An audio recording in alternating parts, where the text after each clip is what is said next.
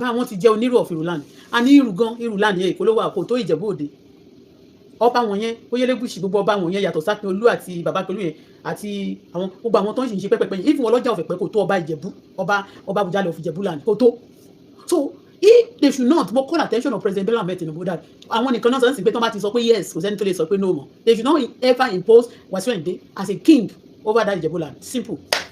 And again mo fẹ́ sọ fún yín lára àwọn yín tí Wasiu náà ti ṣe fáwọn èèyàn èmi bí wọ́n ṣe wà tó bá ní mo jẹ́ alátakò ẹ̀ if you tell me if anybody angry that because I'm saying Wasiu should not be a king if anybody is angry tó bá rí mi ní bí ẹni má ní kí Ọlọ́run bá yé gbogbo ọmọ ìgbé láyé kọ́lọ́run bá tó gbogbo ẹ̀rọ ayé ẹ ògo ẹ kó tu dànù gbogbo tí Wasiu ṣe fún mi ní ayé tó ṣe fọ́mọ mi kọ́lọ́run kọjú ìjà wọn tó ní agbára tó ní ìkànnì náà kó kọjú ẹ̀ sí gbogbo ìdílé ẹ̀ kó run ìdílé ẹ̀ kó pa ìdílé rẹ̀ Wasiu Ayinde is an evil person nothing kò sí nǹkan tí àníkó kó gbowó ayé ìsọwọ́ ẹ̀sẹ̀ kó sọ fún mi pé òun fẹ́ tó bá fún mi lówó I will collect the money pé owó mi tó gbà mo gbà á ṣó ti yé but wọn ò lè kò sí nǹkan tí mo fẹ́ Wasiu I hate him with passion bẹ́ẹ̀ ni ẹlòmíì ni mo dẹ̀ ṣe ń sọ̀rọ̀ yìí náà people will know mo kò fẹ́ sọ fún yín ni ṣé rí ní orí mídíà yìí ní bíi 4-3 years ago kí ọba Olúbàdàn tó kú ọba Adétúnjì mi mọ bàbá yẹn face to face tẹ́lẹ̀ kó tó di pé ọ̀rọ̀ Wasiu ló jẹ́ kí n dọ́dọ̀ bàbá yẹn kí n má dọ́dọ̀ wọn mọ́ nílùú Ìbàdàn ọtí yẹn kọ́ mo fẹ́ sọ nígbà tí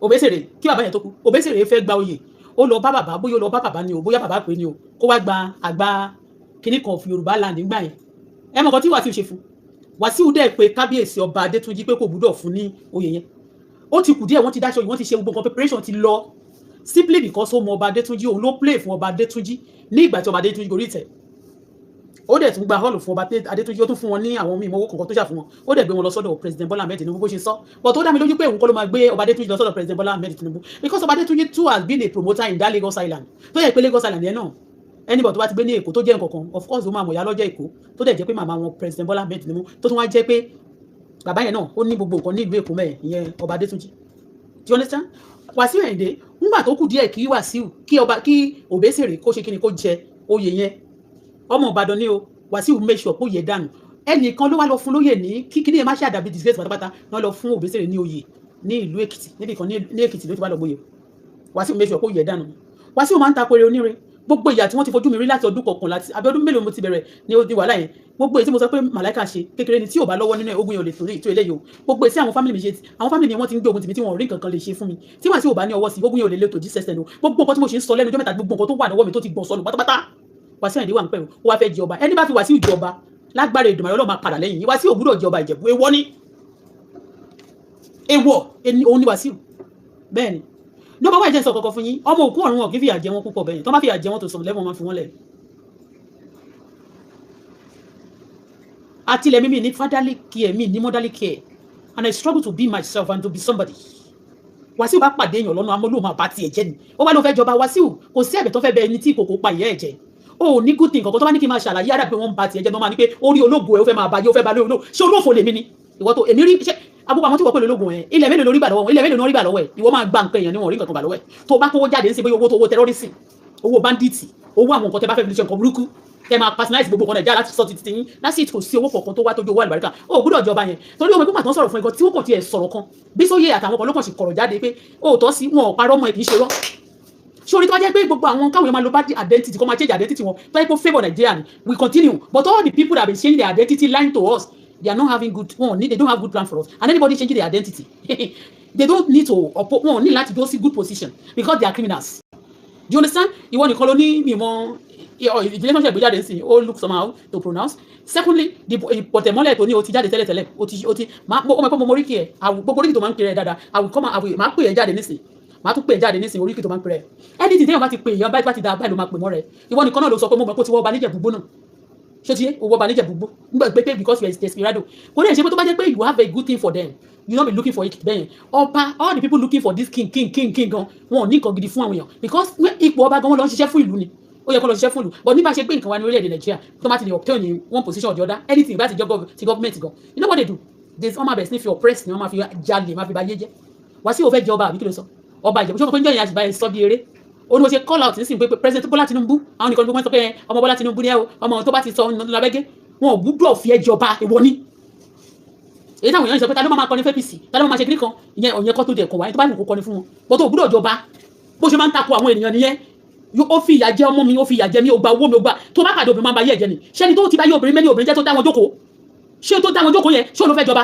o qualify fún yọba Ìjẹ̀bú yẹn omi lè sọ tó bá mi tó bá lọ fún ẹ lọ́ba ìgbèríko mi sọ pé rọ́ tó bá fún ẹ lọ́ba Ìjẹ̀bú gbókó ní kó kúrò bẹ́ẹ̀ àbíkọ́ lọ fún ẹ ṣé wọ́n pé Ìjẹ̀bú Òde náà ó tún ní àwọn ọba kọ̀ọ̀kan bíbí tó máa ṣe ń lọ sọ́nà Ìjẹ̀bú Òde bí àwọn ọba kọ̀ọ̀kan tó wà níbi etí ilé bí àwọn ìsàkú bẹ́ẹ̀ ó lè lọ jẹ́ ó lè bèrè fọ́ba mi bọ́ba Ìjẹ̀bú Òde is too big for you, you are too evil, it's not made for you, that place is not made for you. I'm not from Ìjẹ̀bú Òde but ilé yẹn kò ṣe fún ìwọ kò sí ẹnikẹ́ni tó bá ti wo èmi ìkànnì ẹ̀ òbúrò ò lè jẹ́ ọba Ìjẹ̀bú ò lè jẹ́ ọba Awùjalẹ̀ òbúrò ọba Awùjalẹ̀ ò kì í ṣe ìkà tó bá jẹ́ ìkà ni wọ́n ìwọ kò nílé ìdéwájú wọn ìkà ni wọ́n tí ò kì í jẹ́ kí ọmọ ọlọ́mọ dàgbà ò kì í jẹ́ àkàìmọye àwọn ọmọ ọlọ́mọ tẹ́mi wọn ti bọ́ lọ́wọ́ ẹ̀ then ò kì í ṣe èèyàn rere tó gbọ́dọ̀ jọba tó bá fẹ́ jọba àwọn ọba oríṣiríṣi ló wà kó ṣe ọba tọ́nù Ìjẹ̀bú yẹn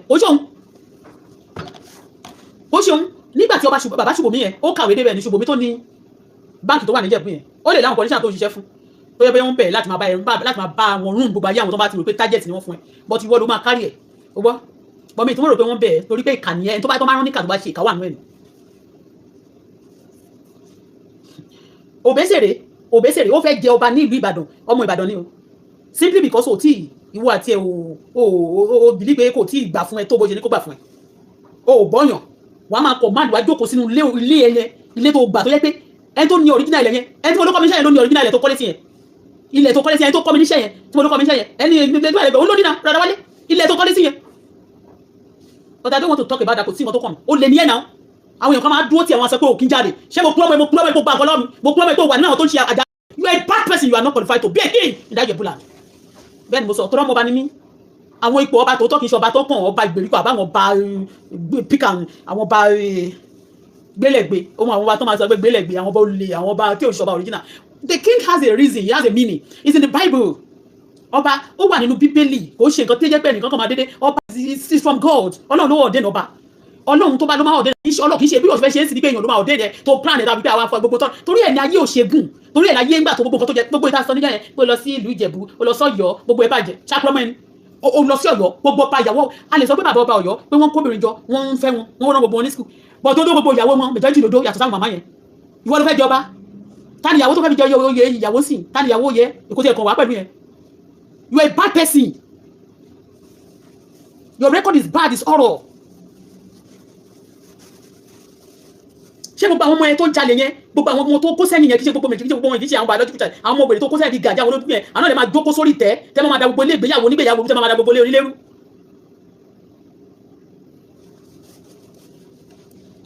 the reason why tó fọ́kọ́ fi lọ sí Ìjẹ̀bú Òde láti lọ kọ́ ilé síbẹ̀ òun ní ìgbà tó fẹ́ lọ fún senate I know this gbà tó fẹ́ lọ fún senate yẹn so bá lọ síbẹ̀ kó lọ declare kò nílé kó lọ sí Ìjẹ̀bú ọtọ́ dẹ̀ máa dé Ìjẹ̀bú náà tí ẹ̀ bá ti ṣe dáadáa lẹ́kọ̀ọ́ àbí ó fẹ́ lọ wá lọlé àbú fẹ́ lọ síbi kan tó fẹ́ lọ tẹ̀lé sí òtún ní débẹ̀ kó kàn bá bẹ̀ jẹ́ ó bá Ìjẹ̀bú jẹ́ náà ṣé tó pàwọn èèyàn ń bẹ̀rù kó má bàa pa wọ́n dànù ó bá ilé jẹ́ ó bá ọ̀nà jẹ́ ó bá Ìjẹ̀bú jẹ́ ó tẹ̀ wọ́n lójúmọ́lẹ̀ cha. I remember one guy tó ti kú Sunday kọ́lọ́n fọ́rùn kẹ́ ọmọ Ìjẹ̀bú náà ni ọmọ rẹ̀ mọ́ ní ṣá ó sọ sórí kan níjọ́ kan mi ìfẹ́ sọ ó ti kú sí Wàsíù oyè lásán ni o bóyá Baṣọ̀run àbí kí ni Òbésèré fẹ́ jẹ tó kàn béèrè fún ọlọ́wọ́ Olúbàdàn tó Olúbàdàn ní kó máa bọ̀ ó dẹ̀ tún jọmọ Ìbàdàn ó kọ ní ó yẹ dànù akẹ́nu sí títí lórí social media ń gbà yẹn báyìí ó yẹ dànù ni ó ti sọ pé ó sọ́nà nìyẹn nígbà tí kábíyèsí Olúbàdàn náà táwọn èèyàn bá lè mọ̀ pé ọ̀rọ̀ tí ń bá sọ èwo làbúrò máa fọ́ọ̀mù rọ́ mi fọ́ọ̀mù rọ̀ ìgbà tó ń sọ pé tí gúrùpù kan wá tán náà fẹ́ máa pa àwọn arúgbó ní orí social media tí mo ní Lizzy pé ìgbà ẹ̀ lára àwọn representative yẹn ni Lizzy jẹ́ Ìjẹ̀bú kakọ̀sí ló máa ń rí lára àwọn tó máa ń hide identity wọn náà tó máa ní wọn lá identity at the end of everything wọ́n máa fẹ́ máa oppose àwọn tó ní identity àwọn criminal ló máa ń jẹ́ àwọn fugitive àwọn criminal ló máa ń ní double identity àbí tí o kì lè disclose identity wọn bí mo ṣe wà ní Canada ń bíbá gbogbo kò sí nǹkan tí mo lè ṣe àbí tí ó bá pẹ́ wọn kàn fẹ́ wò mí nírun kò sí tí mo ṣe tí wọ́n rí wọ́n mọ ilé mi gbogbo tí mo fi sílẹ̀ tí wọ́n pẹ́ irọ́ mo pupa they know it ẹ̀yin máa wà ní orílẹ̀-èdè Nàìjíríà gbogbo nǹkan tẹ́ máa fi sílẹ̀ tẹ́ máa kọ irọ́ ló máa bá dé ilé bàbá yín ọ̀tọ̀ ni ilé ìyá yín ọ̀tọ̀ ni nísìnyí wọ́n tó ní pé fìdípọ̀tẹ̀ tó ti ń kọ ọmọ fìdípọ̀tẹ̀ tó ti ń sọ ti pẹ́ tí mú mi ẹ̀ náà tún sọ story ipe pọ̀tẹ̀ yes you know because o ti máa ń sọ fún mọ́mí ẹ̀ ti pẹ́ sódà tó bá di pé bàbá ọba yẹn kábíyèsí wàjà bóyá wọ́n lè sọ pé kó wá sí láì láti lè jọba mọ́mí ẹ̀ náà mọ́mí alájà ti bẹ́ẹ̀ sọ story yẹn pé pọ̀tẹ̀ ni o ti wá kìnìkan ní pé àwọn náà kẹ̀lẹ́ pé àwọn wá láti ìlú péjú àti ẹ̀ mọ̀ pé tòótọ́ ni ń sìn pé ok o ilé Èkìtì náà sin dáàdì ẹ̀ sí and it's possible abájọ tó fi kò láì fún àwọn ọmọ bastard tí bàbá mi tó ń pera wọn ní ọmọ bàbá mi yẹn tó fi ní kọ́ lọ ta ilé bàbá mi kọ́ lè lọ wó òkú bàbá mi torí pé àwọn ọmọ ibi tó ń sin bàbá tèmi sí inú ilé tiẹ̀ tó kọ́ ni wọ́n sin sí abájọ tó fi da gbogbo ilé tó fi dọ̀nàdú ó wá ṣe tán wà máa ṣe peace báyìí kò sí peace for you ọba Ìjẹ̀bú yẹn kò ń ṣe fún ìwọ máa kọrin ẹ lọ máa kọrin ẹ̀yẹ orí tó ń kọrin ní kó máa kọ lọ ọba Ìjẹ̀bú tó yẹn it's not for you. And again, you are believing that, okay, let me just ask for this over now because you don't know maybe king or boya aṣáájú gan tiẹ̀ máa wọlé ẹlẹ́kejì àbí nǹkan kan máa ṣe wọ́n nǹkan kan báyìí. All of you are getting prepared. You are something fishing. What is it? Ìwọ tó mú gbogbo èèyàn tó ń dáyé wọn rú. Mo rántí nígbà yẹn nígbà tí bàbá yẹn tí bàbá ọba Adétúnjí tí wọ́n lọ sọ́dọ̀ ọba president Bọ́lá Ahmed Tinubu gbà yẹn tí wọ́n ìjẹ́ aṣáájú tí wọ́n sì di president wọ́n lọ sọ́dọ̀ wọn wọ́n lọ kí wọn mọ́lé pẹ̀lú ìyàwó wọn gbà yẹn ìyàwó wọn kọ́ńtínlẹ̀ tó wá ku olórí kékeré yẹn so wọ́n jọ lọ síbẹ̀ wọ́n dẹ̀ ya fọ́tò yẹn nọ́mbà jù sórí mídíà wọ́n àtọ́ dẹ̀ ya fọ́tò tó jù sórí mídíà para ń gbà yẹn yóò mọ̀ jẹ́ pé ẹ sábọ̀dù ó ṣe gbé sábọ̀dù lọ Nàìjíríà pé kó máa bẹ́ẹ̀ kojú èmi Nàìjíríà nígbà tó bá padà dé ni pé gbogbo tí mo sọ mọ́ yẹn àti gbogbo yín pa irọ́ ni ṣàparọ́ mọ́ yẹn àparọ́ ẹ̀yin kírímínà yìí bí ẹ sábọ̀dù ṣe gbé bàbá yẹn nìyẹn Adétúnjí kí ló lọ ṣe lọ́dọ̀ Tinubu ṣé Tinubu kọ́ ṣé Wàsíù kọ́ ló gbé lọ́dọ̀ Tinubu ṣé wọ́n yẹ kó máa lọ sọ́dọ̀ Tinubu láì sọ fún Wàsíù who are you àwọn èèyàn kọ́kọ́ ló jẹ́ kó mọ president Tinubu náà ni àwọn èèyàn tí wọ́n ti mọ̀ tí president Tinubu ti jẹ́ kó mọ̀ tó ń communicate pẹ̀lú directly mélòó ni wọ́n di ẹ lọ́wọ́ pé kó má communicate pẹ̀lú wọ́n bẹ̀rẹ̀ sí drag bàbá yẹn títí kò pẹ́ kò jìnnà náà bàbá yẹn náà ó jásẹ̀ kó suddenly ni wọ́n sick náà ni bí ti ọba Aláàfin Ọ̀yọ́ bọ́n ṣe kú náà ni lẹ́yìn tó sọ pé wọ́n lẹ́yìn wọn fẹ́ fún Òbésèré ní oyè lẹ́yìn náà tó jẹ́ kó yẹ oyè yẹn sọnù báyìí wọn ò dágbére oyè míì mọ̀kán tó kú láyé you every day so you apàyàn ní ẹ̀ náà ṣó fẹ́ máa pa gbogbo kó ṣe tán sí gbogbo ọ̀rọ̀ tá a fi ń ṣeré ní ìjẹta tá a sọ pé ẹwà máa kẹ́kẹ́ arọ́bà fi ilẹ̀ bá máa pa ó máa pààyàn ní ìwọ tó ti ìjọba tó sọ pé arọ́bà fi lọ́ba máa ń pa wàá máa sọ pé anybody tó bá ti ṣe ẹni bẹ́ẹ̀ nígbà tó kàn ti ìjọba wèrè orin lásán ọmọ ọba fújì ó máa ń pa àwọn èèyàn lọ́ba máa kọrin arọ́bà fi ilẹ̀ bá máa pa anybody tó bá ṣe báyìí pípa ní anybody tó bá ṣe báyìí mímú wálẹ̀ ni tó bá ṣe pa báyìí wà á rẹ́tẹ̀ useless kò sẹ́ni tó bá ẹ̀dá tẹ́nì kò ní kú fún ọkọ tó ti pé o jáwọ́ lọ́rọ̀ ẹnìkan àbí méjì ó fẹ́ kí ìgbà tó kọ́kọ́ wọ Ìjẹ̀bú-Òde kọ́ lọ bèrè ládàá tí ó fẹ́ yàwó st soap rí àbò òfẹ́ rí ìyàwó st soap tó ń lo fj irú mọ́tò tí mo lo fj ló ń lò tó fẹ́ rí àbò òfẹ́ rí kí ló ṣe ọkọ̀ yàtọ̀ àgbà ni gbogbo àwọn ọkùnrin tó àwọn olówó tó wà ní Ìjẹ̀bú-Òde yìí náà nígbà tí ọba Ṣùbọ́mi kọ́kọ́ tí Ṣùbọ́mi bàbá yẹn tó kọ́kọ́ kú báyìí kí ló ṣe lẹ́sẹ̀kẹsẹ̀ ló bẹ̀rẹ̀ sí ń bèrè fún oyè wọn wọ́n fún ẹ ní oyè yẹn kí ló fi qualify fún ṣé ìwé tí Ṣùbọ́mi bàbá Ṣùbọ́mi kà ní Ọ̀túnba Ṣùbọ́mi ṣé ìwé tó kà ló kà ní ṣé ìbọn tó ṣe nílùú Nàìjíríà tó ṣe ní Èkó tó ṣe bẹ́ẹ̀ ló ṣe ni wọ́n ní báńkì wọ́n ní a lot of things kí ló ṣe ó wá mú gbogbo position tó yẹ kó dàbí fún tó tẹ́ pé respect ó ń gbogbo ìwà sọgbẹ̀ di Gúdígán's position then àwọn learned out àwọn tó bá lo àkókò wọn láti kàwé náà nàbẹ wọn tó struggle tó ń fowó tọ́jú wọn a máa pàtẹ́wọ́ lẹ́yìn àwọn useless àwọn non-entity you are born of non-entity you can have children today that is they are graduate or learning but you gbogbo nǹkan tó fi sí system wa is you woolies ni you create trouble for our system you are a bad person ipò Àwùjalẹ̀ yẹn bẹ́ẹ̀ mi ṣe mọ story bàbá yẹn àti bí mo ṣe rí bí bàbá yẹn ṣe ó ṣe ìwọ tó bá ń ka àwọn kò tí ì kàn ẹ́ ó mú bàbá yẹn ọba Adétúnjí ṣe ń gbá ní lẹ́sẹ̀kẹsẹ̀ nígbà yẹn káwọn èèyàn bá lè mọ̀ báyìí mo ti ń pariwo pé àwọn eléyìí àwọn kan wà gúrùpù ní omi mẹ́ tó lead wọn and I'm very sure pé Wàsíù máa wà nínú àwọn tó lead wọn gbà yẹn tó náà fẹ́ pa gbogbo àwọn bàbá kan lẹ́kọ̀ọ́ àbí kì í ṣe lẹ́kọ̀ọ́ ní Nàìjíríà orílẹ̀ Yorùbá báwọn fẹ́ pa gbogbo wọn ìgbà yẹn wọ́n bẹ̀rẹ̀ sí mú ọba gbogbo àwọn báyìí ni wọ́n mú àwọn tó bá yà ti dàgbà wọn fẹ́ pa gbogbo wọn wọ́n á dẹ̀ máa pariwo why do you want to kill them why do you want to kill them why do you want to kill them mí ní kẹ́ má pa anybody ẹ má kàn wá sí sọ̀rọ̀ àǹdí mi ẹ má wá sọ́dọ̀ èmi Ṣadé ẹ má dẹ̀ wá sọ́dọ̀ ọmọ mi Adébùkọ́lá ṣó ti ẹyin mẹ́rin because nígbà mi ta bá speak fáwọn èèyàn àwọn tó speak fún yẹn they come back to come and be fighting you ṣó ti ẹyin mẹ́rin mi ní kó má fọkọ mi má fọ mi oko oníkálukú pẹ̀lú àlàní tó bá ti ní oko kìí jẹ́ bàbá àtọmọ kó má lálà you stand on your own and let me be on my own territory àtọ́jọ́ tí mo ti dé Nàìjíríà tí mo ti ń pariwo látọ̀dún tó ti ń trouble mi yẹn ṣojú Wàsíù Àyìndé ṣó fọ́ ṣó gbà kan mi bí kò gbà kan mi mo tún padà dé Nàìjíríà bí gbogbo wọn ṣe kó ẹ̀rù mi dànù nígbà kò sí tó ṣẹ̀yìn Wàsíù kí Wàsíù kó fi gbogbo ìgbésí ayé ẹ̀bùra sí àtàwọn ẹ̀ tí ò bá mọ̀ pa ẹ̀ tó bá wá yá a máa sẹ́kùn lọ́mọ kan ní Canada ẹ̀ ó kú kò sí láti ò ti bá mọ́ mi ó ní wọ́n bí ìbejì tí mi ò bí káwọn ìbálẹ̀ máa parọ́ mọ́ kọ́ balẹ̀ máa yẹ̀tọ̀ mi pé wọ́n fi ọmọ wọ́n fi ìbejì kọ́ wọ́n fi ṣògbówó ó kọ́kọ́ bẹ̀rẹ̀ pẹ̀lú yẹn kó lè máa parọ́ mọ́ yẹn kò sí tí Wàsíù bá fi yẹ̀yìn jẹ́ kò sí lọ́tí ò lè lọ́ra lọ́jà kó máa gbélé lórí ó wá ṣe tán sí wọ́n bẹ̀rẹ̀ lọ́wọ́ ẹ̀ wọ́n ní kó kàn sọ fún wa àwọn fámìlì bàbá ẹ̀ yẹn ní Ìjẹ̀bú-Òde yẹn ó wá bẹ̀rẹ̀ ìgbà tó ń kọrin lórí ṣéjú fẹ́ máa sunkún ni now you are crying because you know that àwọn question tó ń bẹ̀rẹ̀ lọ́wọ́ is a vital question it's a vital question wọ́n bèrè lọ́wọ́ ẹni pé sọ fún wa ìran báyẹn ẹni tó bí ẹ̀ wá ṣe tán sí màmá ẹ kìíní kan bá ní if your mother's father's kìíní kan obìnrin ò kì í jẹ ọba ní Nàìjíríà ó lè jẹ regent tó bá bí bàbá ẹ̀ tí ọba tó bá jẹ́ obìnrin bó bá jẹ́ màmá bàbá ẹ̀ lórí ilé tí mo bá regent ló lè jẹ́ ò lè jẹ́ ọba àfi tó bá jẹ́ ó fẹ́ jalè ṣó ti yé torí ẹ̀ ló ṣe ní gbogbo àwọn ọba tó máa ń lọ ń ra ọmọ ìní kan tí òṣùwọ̀n tó jẹ́ bastard ni wọ́n máa lọ sùn káàkiri wá ọmọkùnrin kiri ìyá kùtù my father too irú ògbèrè kan tó lọ ta ilé bàbá mi tó lọ oníkan lọ wó òkú bàbá mi bẹ́ẹ̀ tí wọ́n náà dẹ̀ fọwọ́ sí ó fẹ́ jọba níbi tí wọ́n ti ta ilé bàbá tèmi tó wó òkú bàbá tèmi tí bàbá ọmọ mi kú lórí pé mo kò sọ pé mo promote Màláíkà Wàsíù ẹni bá fi ẹ́ jọba gan wọ́n máa kó àgbákò ni gbogbo àwọn tó ti fi ẹ́ ń joyè wọ́n máa ń ká àgbákò ni bàbá Aláàfin Ọ̀yọ́ báyìí wọ́n kò déédéé fòtò lẹ̀ kò pẹ́ náà wọ́n síkì ẹ yo nítorí pé wọ́n ti lọ ṣe nǹkan tí ò yẹ kó ń ṣe ni torí pé ẹni tó bá ti ṣoore fún ìkà ó ní ká máa padà wá pa ìkà ni ẹni tó bá ti ṣoore fún ẹni tó bá gbé sórí ìtẹ̀ náà lára wọn ìjọ ọjọ́ wọn ti pé nìyẹn wọ́n máa pa wọ́n ni tó máa ń jọba tó máa ń fẹ́ wọlé ní pòsíọ̀n tó bá wọn wọlé mọ́ gbogbo àwọn tó ti fún ẹ lóúnjẹ nígbà tó fẹ́ grow láyé àwọn ifá àti ẹ̀mí èṣù tó gbénu tiẹ̀ ẹ̀mí burúkú ni ẹ̀mí bá yé èèyàn jẹ́ tó bá ṣoore fún kó bá yé ẹ̀jẹ̀ gbogbo àwọn tó gbé ẹ dìde láti ìbẹ̀rẹ̀ ayé ẹ tó ti dìde day one láti ìgbà tó ti dìde ní ìbẹ̀rẹ̀ ayé ẹ tell me nínú wọn mélòó tó tún wà lókè kò sọ fún mi èyí tó bá rí lókè kó tó rí kó fẹ́ wà lókè báyìí wàá lù bọ́ ni wàá mú igi wàá pe àwọn èèyàn kan báyìí lù pa ni systematically ìwọ tó máa ń jẹ́ èèyàn bọ́ ó fẹ́ gun orí àpèrè ọba ìlú Ìjẹ̀bú Òde ìwọ tó ti ṣe ètùtù ọba lójú ọba Síkírù Àwùjalẹ̀ tó ń wàjà ó mọ nǹkan tó ṣe fún wọn kó tó di pọ́nkú yẹn ni ìwọ tó yẹ pé tó bá nàyàn tán wàá fi nǹkan kékeré wà tó fi rá lórí wàá wá lọ síwájú wọn ó lọ ń ṣe ètùtù ní ọjọ́ yẹn bíi pé bóyá wọ́n ti kú lórí tẹ̀ wọ́n ti kú tó ń ṣe bí ọba wọ́n béèrè question lọ́wọ́ ẹ̀ ó wá wà lórí system ó wá bẹ̀rẹ̀ sí ní fẹ́ ṣe bí ẹni sunkún ọ̀rọ̀ ni wọ́n béèrè lọ́wọ́ ẹ̀ Bísóyè náà sọ fún ẹ pé ó láwọn ti béèrè báwọn dẹ̀ mọ̀ ẹ́ dáadáa lẹ́kọ̀ọ́ tẹ́lẹ̀tẹ́lẹ̀ kó tó di pé wọ́n sọ fún ẹ pé ò kì í ṣèkó tẹ́lẹ̀ ṣe fẹ́ kúkú bínú ba gbogbo Èkó jẹ́ pé a máa kúkú ba gbogbo ẹ̀ jẹ́ ni Èkó ló kọ́kọ́ claim mo dẹ̀ mọ̀ pé tó bá jẹ́ pé bóyá o fẹ́ lọ fún Senate tó bá lọ 4 years lẹ́kọ̀ọ́ ó lè lọ fún Senate from Lagos tó bá ti kọjá 4 years níbì kan according to the law àbí kí ọjà kan PS síbẹ̀ you can be a Lagosian Èkó ló kọ́kọ́ tọrọ ló bẹ̀ sí pariwo bóyá gbogbo nǹkan tó wá béèrè máa ẹ ìwọ ní máa yẹn náà fẹ́ jolú ọmọ wà ní ìwọ lólú ọmọ of Lagos àbó ti gbàgbé ni kò sóye gbogbo tó bá ti wà báyìí máa ṣáà máa fẹ́ ni wọ́n tó wá fẹ́ rún rẹ mọ́ bẹ̀ tún lọ try Èkìtì náà ìlú péjú Èkìtì yẹn try ẹ̀ tó mọ̀ pé ibẹ̀ yóò tí kò dájú tẹ́kọ̀ọ́ tó ti ọ̀nẹ́sàn tó bá làmú wọn lórí bá ló fẹ́ joyè tó mọ̀ pé dáàdì dàrẹ́ tó bá ló bímọ mi yẹn tó mọ̀ pé ló fẹ́ jọba ń sìn o lè lọ bímọ wọn lórí bẹ́ẹ̀ kó tẹ̀ tó fẹ́ jọba wọ́n máa gbà fún ẹ ọmọ Èkó ló máa sọ gbogbo ibi tó bá ti bẹ́ẹ̀ lọ́mọ ìwọ ni ọmọ ibẹ̀ nìkan you are too greedy ìwọ nìkan lójú Olúọmọ Federation ló fi fọgbọ́n ta wọ́n yọ gbogbo ẹ̀ ló máa wá kiri you are too greedy ó lè níyìn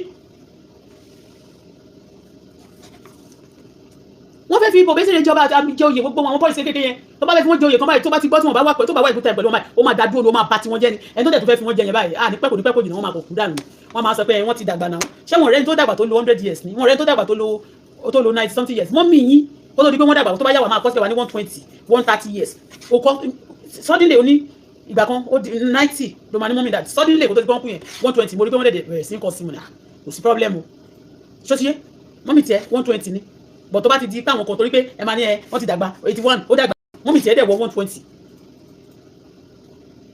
ó wá sí Canada yẹn ó ní ọmọ ẹ o ní òfin yọ ẹ olómọ ẹ̀kọ́ ṣe kíní kan sí ìbáyọ ó sọ pé kíní kan èmi mò ń ṣe pé fún àwọn tó ṣẹ̀mí ṣé mo dárúkọ ọmọ ẹ mi ìdárúkọ ọmọ ẹ wàá kàn máa purọ́ mọ́yàn wàá máa purọ́ nígbà tó kọ́kọ́ sọ yẹn tó ń sọ secretly bíi pé mo bí ọmọ fún ẹ ọmọ twins kan wọ́n fi ṣe kíní kan gbogbo àwọn tó kọ́kọ́ ń ṣe olórí ìlú yìí secretly they hate on me people that hide that story they believe that this woman be a dangerous person gbogbo àwọn tó parọ́ mọ́ mi náà lórí social media báyìí tó máa ra irọ́ burúkú mọ́ mi ibi tí mi ò dé rí ní ìlú Gaddafi bẹ́ẹ̀ kí lórúkọ ẹ̀ Libya wọ́n ní wọ́n rí bẹ́ẹ̀ mi ò dé bẹ́ẹ̀ ní orí ìrìn òṣì ní ṣe wáyé ọjọ́ tí ebi bá pa mí máa wò pé ọjọ́ kan better day are coming I work towards it and I will be moving gently Ọlọ́run má dẹ̀ máa bẹ Ọlọ́run á tún ṣàánú fún mi èmi tí mo bẹ Ọlọ́run anybody ò ṣàánú fún mi tó yẹ pé Ọlọ́run nìkan ló ṣàánú fún mi ó kọjú tì mí ọmọ kan tó wà lọ́wọ́ mi nígbà tí mo mọ̀ ẹ́ ni ló burúkú ẹ̀ ó wá sọ pé ó fẹ́ jọba abẹ́ ti jọba ìjọba ẹni tó bá ti fi ẹ́ síbẹ̀ gbogbo àwọn tó fi ẹ́ síbẹ̀ ìjọba ìyànà kí ló ṣe wọ́n fúnra rẹ̀ ló máa yọ̀ ń kí wọn and nobody this time around by the time you go to yọ̀ ń kí them nobody will save them àwọn ọmọ wọn ti kún lọ́dọ̀ Ọlọ́run somebody will now say that Auto Bola yẹn ó máa ń tako èèyàn mo tako Wàsíù mo ti lo àwọn tó bá mi nílùú Canada for 8 years wọn ẹlòmíì ti ní gáràjì Nàìjíríà wọn ti stable wọn ti jẹ dáadáa because Wàsíù máa sọ pé tí wọn bá ti gbà fóun òun máa bá tí wọn jẹ ni báwo la ṣe jẹ lé aláró ìwọ ló dáyàn ni ó wá fẹ́ ibi tó bá dẹ̀ da ló máa fẹ́ obìnrin náà tó bá da tó lálùbáríkà ló máa lò fẹ́fẹ́ obìnrin wo ló tẹ̀ fẹ́ báyìí jọ ìyá tó fẹ́ jẹ olórí sí àmọ́ ìpàwọn aṣẹ́wó ọmọ kó oríṣiríṣi aṣẹ́wó wà nínú kínní wọ́n béèrè question lọ́wọ́ ìwà ní ọba kówé sílẹ̀ ta ni o ti mọ̀ pé gbogbo fọ́jìrì àwọn ìwé tí ò ní ìtumọ̀ tó máa lọ fọ́jì tó máa bá dé tó oríṣiríṣi story wèrè tó máa lọ tó máa sọwọ́ fún wọn sì kan lọ gbé jáde wá wọ́n béèrè ọ̀rọ̀ lọ́wọ́ ẹ̀ kí ló lè ṣàlàyé wọ́n béèrè ó ṣe ń tábìlì náà wá sọ̀rọ̀ fún wọn wọ́n lọ ṣì wà mú gbogbo ayé àwọn ọlọ́mọ wa máa bàyẹn jẹ́ wọn máa dàyẹn rú àwọn ọlọ́mọ fẹ́ jọba lórí àwọn ta ni gbogbo àwọn nígbà tó dé Ìjẹ̀bú-Òde yẹn gbogbo àwọn ọmọ tó aṣẹ́wó wà bẹ́ẹ̀ tẹ́lẹ̀ aṣẹ́wó lẹ́kàn sí ni ó lè lẹ́kàn sí ni gbogbo nǹkan burúkú kàn sí ni in tó fẹ́ ṣe náà ni pé ó fẹ́ sabotage gbogbo all the rich people in that Ìjẹ̀bú-Òde and Ògùn kìí ṣe ní Ìjẹ̀bú-Òde ní gbogbo Ìjẹ̀bú àti Ìjẹ̀bú gbogbo yẹn kò rẹ́dà gbogbo useless kò máa dùn kò fẹ́ jẹ́ number 1 ọba Síkírù tó kú kábíyèsí okun rest in peace there is a lawyer according to the history wọ́n dẹ̀ lọ gbé wọn wá láti ìlú òyìnbó ni ṣé Amẹ́ríkà náà ń gbé mi àbí London wọn ò misbehave ṣé ìwọ tó máa ń já tó gbogbo street ìdí Yorùbá ló lò mọ́ àmọ́ ìgbé lára àwọn gúrùpù yìí kò tẹ́jọjọ ṣe máfíà tẹ́jọ ṣòṣì bí ẹran níwò some of you too wọ́n wà nípò àgbàlagbà jẹ́ ìlú fẹ́ jẹ go and look for somebody àwọn bíi àwọn kàtẹ́ yín go and look for àwọn gúrùpù wọn ó níbi tó máa ń ní kó jẹ àwọn kàtẹ́ yẹn mi tí wọ́n ń jẹ irú ọba ti Ìjẹ̀bú-Òde yẹn oṣù òun máa jẹ bí ẹ jẹ irú gbèríko gbèrí bí ẹ máa ti yọ wọn lẹ́nu bó jẹ́ pé tẹ́lẹ̀ ọjọba ńlẹ́ kíkẹ́ máa yọ Dangote lẹ́nu táwọn Haúsá pọ̀ mẹ́ dáadáa má bínú járe rẹ̀ Dangote òsì tó kàn mí tẹ̀ mo kàn ń sọ̀rọ̀ mi I'm not joking anyway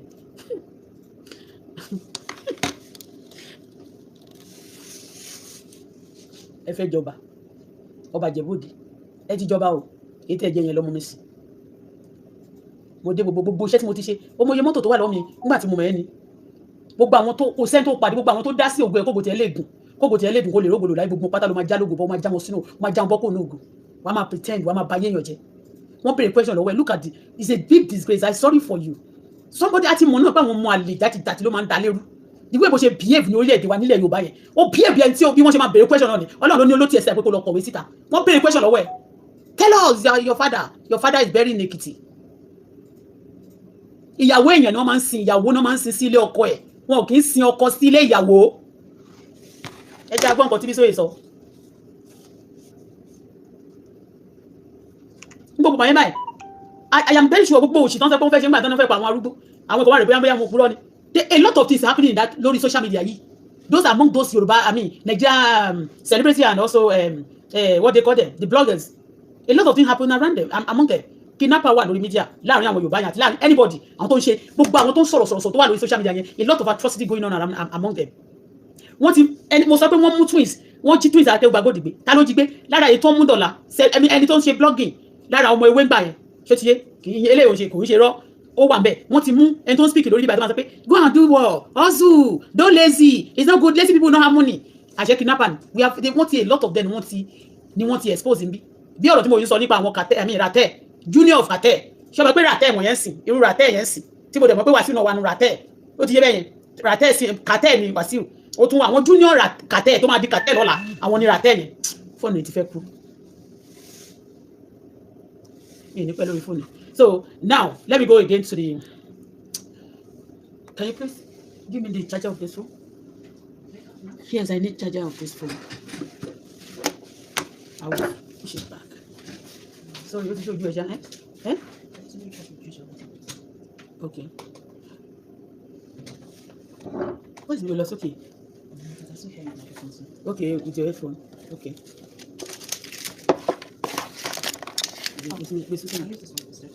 Okay, yeah. Thank you.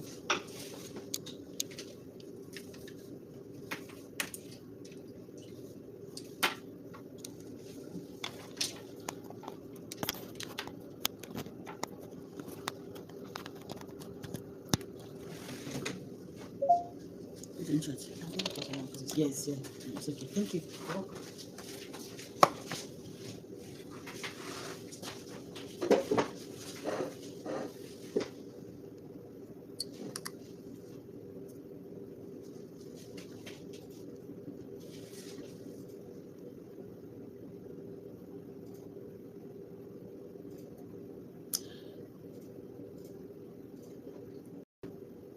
Gbogbo òṣì àti ìwà ìkà tó ń wù fún mi níjẹ̀bọ́dé ńgbà yẹn mo kọ́kọ́ ń doubt pé Wàsíù mo tún doubt àwọn èèyàn sọ fún mi ní mo tún doubt Bísọ́lá ìlú kọ́kọ́ sọ fún mi níjọ́ tó kọ́ torí ẹ̀gbọ́n tó wá ń bú mi tó ní èmi tó pé ẹ̀ lè mi ọkọ òun kọ́ ìyẹn Wàsíù ó ti gba gbogbo nǹkan mi ó ti jẹ́ ó ti gba lẹ̀ mi ó gba everything ní tẹ́mi ò mọ̀ he was telling me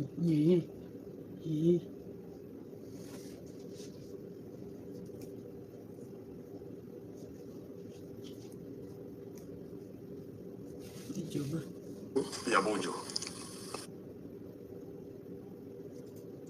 mo pe ọbọ pàbí ọsìn.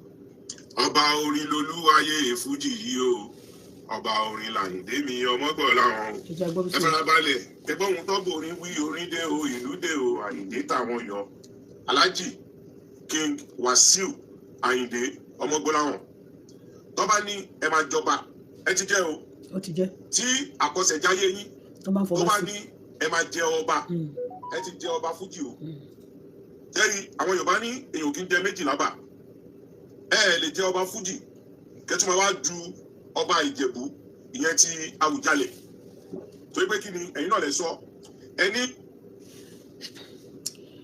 ìwọ tó ń sọ̀tún níbi báyẹn ó máa ṣe òfò láyé ẹ̀ tó sọ pé kò ní dáa fún ìyáláyé ẹ̀ ó ní ìwà Adéọlá Ọlájírè ó ní jèrè láyé ó pàdé àgbákò òfò ló máa ṣe kẹ́yìn ayé ẹ̀ ẹlẹ́dàá ṣẹ̀dá máa tú ẹ̀ dànù Ọlọ́run máa sọ ẹ́ di oníbàárà Lizzy tó tọrọ owó tó lọ fi tọ́lẹ̀tì ibi tó ń gbé ṣọ́ọ̀bù ẹ̀wọ̀n tó tọrọ owó òpin lóníbàárà Wàsíù Àyìndé tó ń gba bàárà látọjọ́ tí Wàsíù ti wà láyé bàárà ló ń gba àbómọ̀ pé ṣe àgbéṣe bàárà ni àṣírí ààbò babiala ó mọ̀ pé babiala ni Wàsíù ń ṣe látọdún ṣó mọ̀ ìwọ wálé mi oníbàárà ò ní ṣàmọ̀dún òfò lọ́ọ́ ṣe.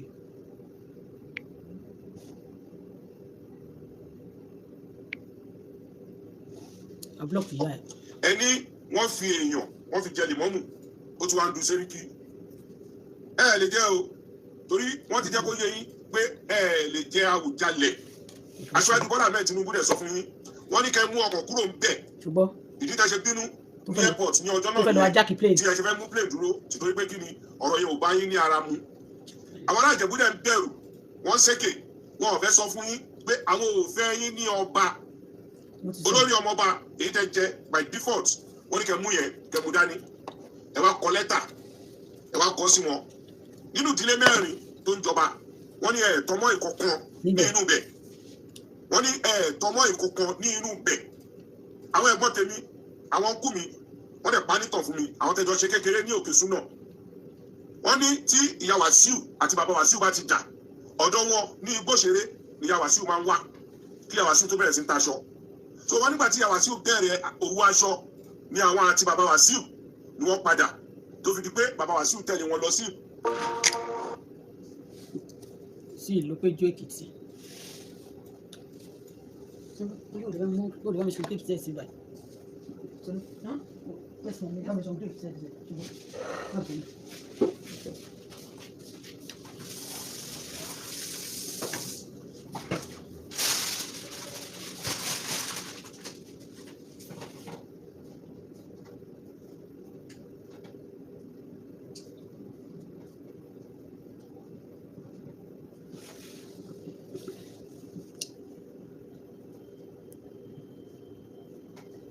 Sorry. Mo fẹ́ play kíní yẹn tán. Mi ò mọ bí ṣe máa play láìsí pé bóyá ó play kíní yẹn. ìlú Péjú Èkìtì yẹn òun ni wọ́n sin bàbá Wàsíù sí ni wọ́n padà tó fi di pé bàbá Wàsíù tẹ̀lé wọn lọ sí ìlú Péjú Èkìtì ìlú Péjú Èkìtì yẹn òun ni wọ́n sin bàbá Wàsíù sí so àwọn ará Ìjẹ̀bú ní kẹtọ́ka sí olórí bàbá yín ní Ìjẹ̀bú àbíkẹ́ lọ mú èèyàn mẹ́fà. wọ́n ti tí mo fi láìkí Bísóyè ni pé Bísóyè mọ gbogbo sórí Nàìjíríà Bísóyè náà ló sọ gbogbo sórí Èkó ń gbà ẹ́ wọ́n bẹ Bísóyè náà ní Bísóyè. kò dẹ̀ parọ́ o. ṣé o tọmọ yín wá. ó dàn sọ bẹ̀yẹn dáadáa. Wàsíù tẹ̀lé wọn lọ sí ìlú Péjú Èkìtì ìlú Péjú Èkìtì yẹn òun ni wọ́n sin bàbá Wàsíù sí so àwọn ará Ìjẹ̀bú ní kẹtọ́ka sí olórí bàbá yín ní Ìjẹ̀bú àbí kẹ́ lọ mú èèyàn mẹ́fà tí ó tọmọ yín wá àbí tí ẹ tọmọ nínú Ìjẹ̀bú Òde àbí nínú Ìjẹ̀bú in general ẹ má dá wàhálà lẹ̀ o ẹ má dá wàhálà lẹ̀ lórí gbogbo ibi tó bá wà peaceful ìbẹ̀rẹ̀ ti má dá wàhálà lẹ̀ ọ̀rọ̀ gbogbo kì í ṣe lórí alábàáhùn ọ̀rọ̀ gbogbo kì í ṣe lórí alábàáhùn màṣá náà rí ṣe kò ṣe dé láìkí ibi tí peace bá wà ẹ jẹ́ bèrè lọ́wọ́ yín ṣé tí ẹ bá jẹ ọba àwọn èèyàn kọ́ tó wá náwó fún yín ṣé wọ́n máa kí pé kábíyèsí Àwùjalẹ̀ o kọ́ tó bẹ̀rẹ̀ sí náwó ni torí ro dáadáa mo lè sọ fáwọn èèyàn gbogbo ẹ̀yin tẹ́lẹ̀ dúró ti Aṣíwájú Bọ́lá Ahmed Tinubu lóyà selfish interest yín ló jẹ́ yín lógún now ẹ̀yin ni olórí APC election bọ̀ 2027 àbí now tẹ́yìn bá jọba èyí tẹ́lẹ̀ jẹ́ o ta ló máa kọrin fún APC torí lifetime agreement òun lẹ sign pẹ̀lú APC 2027 táṣíwájú máa ní ìdíyín láti defend the seat tí wọ́n wà ẹ̀yin wá lẹ̀ ń du ọba so tẹ́yìn bá ti wá jẹ ọba yẹn èyí tẹ́lẹ̀ jẹ́ ta ló máa kọrin fún APC àbí ṣé ẹ máa fi Àwùjalẹ̀ ẹ fi àpèrè sílẹ̀ ẹ wá gbé máì ẹ tún máa kọrin ni ẹ jẹ́ pé ẹ kọ́ra èèyàn tẹ́lẹ̀ fi ń joyè láwùjọ èèyàn pàtàkì èèyàn tó ní sùúrù ẹ̀yin ò ní sùúrù rárá ẹ ti wà too controversial jù gbogbo nǹkan lè má dàrú ẹ ń ṣe ẹni tó ní sùúrù so ẹni tó ní sùúrù ló lè fi jọba bàbá tó bí ìyá tó bí bàbá tó bí màmá tèmi ọmọ Ìjẹ̀bú ni wọ́n o ọmọ ajé níbi gbé ni wọ́n o a lè ti ní ọmọ oyè tó ti mú sílẹ̀ nídìí àgbàlagbà tó ẹnu jókòó kò tí kọyìn àwọn ará Ìjẹ̀bú ní àwọn ò fẹ́ ẹni tí ó máa displace àwọn ní Ìjẹ̀bú pé oyè olórí ọmọọba wọn lówó lọ fi jẹ wọn làwọn ò fẹ́ ẹni tí àwọn èèyàn máa lẹ owó mọ́ ní orí nítorí pé kí ni ẹ lè fi fújì mi yẹn ẹ lè fi lẹ̀ kí lè wá wá nídìí ọba Àwùjalẹ̀. tó bá jẹ́ ló ń fẹ́ filẹ̀ gan. ẹ fi ibi ẹyọ kan tọmọ wa ní Ìjẹ̀bú bàbá tó bí màmá tó bí bàbá tó bí màmá ti tèmi ọmọ Ìjẹ̀bú ni wọ́n a dẹ̀ ti mú ọmọ oyè sílẹ̀ àfi àgbàlagbà ẹ má dẹ̀ wà lálẹ́ o torí gbogbo kíbi tẹ bá wà lẹ́tí máa. I'm just trying to be myself. I got everybody mad at me for it. èyí tó sọ yẹn náà Bísóyè ó ti sọ̀rọ̀ Bísóyè ti sọ̀rọ̀ àti gbọ́ ìtí Bísóyè sọ yẹn Wàsíù ṣàlẹ́yìn ṣé òótọ́ ni àbírọ́ ipe your daddy was buried in Èkìtì why daddy ma fi buried no ma fi buried daddy sí Èkìtì tí ó bá dẹ̀ jẹ́ Èkìtì tó buried wọn sí bí tó buried wọn sí lẹ́kìtì gan ó yà sọ bí tó buried wọn sí ní Ìjẹ̀bú-Òde abájọ ní tó bá ti ṣe wọ́n báyìí ló máa fẹ́ kó ṣe ẹ́ tó bá ti ṣe wọ́n báyìí ní ẹ̀ẹ́dẹ́jọ́jọ́ lọ́bì kankan ẹ̀jọ́ wáyé ń jẹ́ kan owó tó bá dẹ̀ níwọ̀n ní fẹ́ kó nírú ẹ̀ wọ́n tó bá ní ìṣòro kan báyìí wọ́n fẹ́ kó ṣe ẹ́ ni tó bá lórúkọ tó dá wọ́n fẹ́ kó lórúkọ tiẹ̀ náà má dá ṣọ́rọ̀ tí Bísóyè sọ yẹn ṣẹ́rọ̀ ní àbútó kébọ̀ níbo ni wọ́n ti dájẹ́ ìṣẹ́ Ìjẹ̀bú-Òde náà sí sórí adé máa ń sùn ìta ó ti gbọ́ prince tó máa ní wọ́n sun síta tí èyí kó ní plane crash tó sọ pé wọ́n rókù ẹ̀ ṣé o ti gbọ́ rí téèyàn bá kú tóbìnrin bá kú wá ní wọ́n lè lọ sí sílé ọkọ ẹ̀ èwo làbúrò ọkọkùnrin kú kó wá ní wọ́n lọ sí sílé ìyàwó ẹ̀ tí dájẹ́ ò bá ń ṣọmọ Èkìtì ìgbà tí àjẹ́ndà yẹn ti wà nínú ẹ̀ nígbà tó ti wá sí Ìjẹ̀bú-Òde mi ò fẹ́ bẹ̀rẹ̀ story yẹn torí mi ìfẹ́ rúdù sáwọn tí ó ṣe mí ẹni tó bá ti ṣe wá láti ta sí stylishly ẹni tí ó ṣe mí ní ta sí bọ́tíwọ́ ó ṣe Ọlọ́run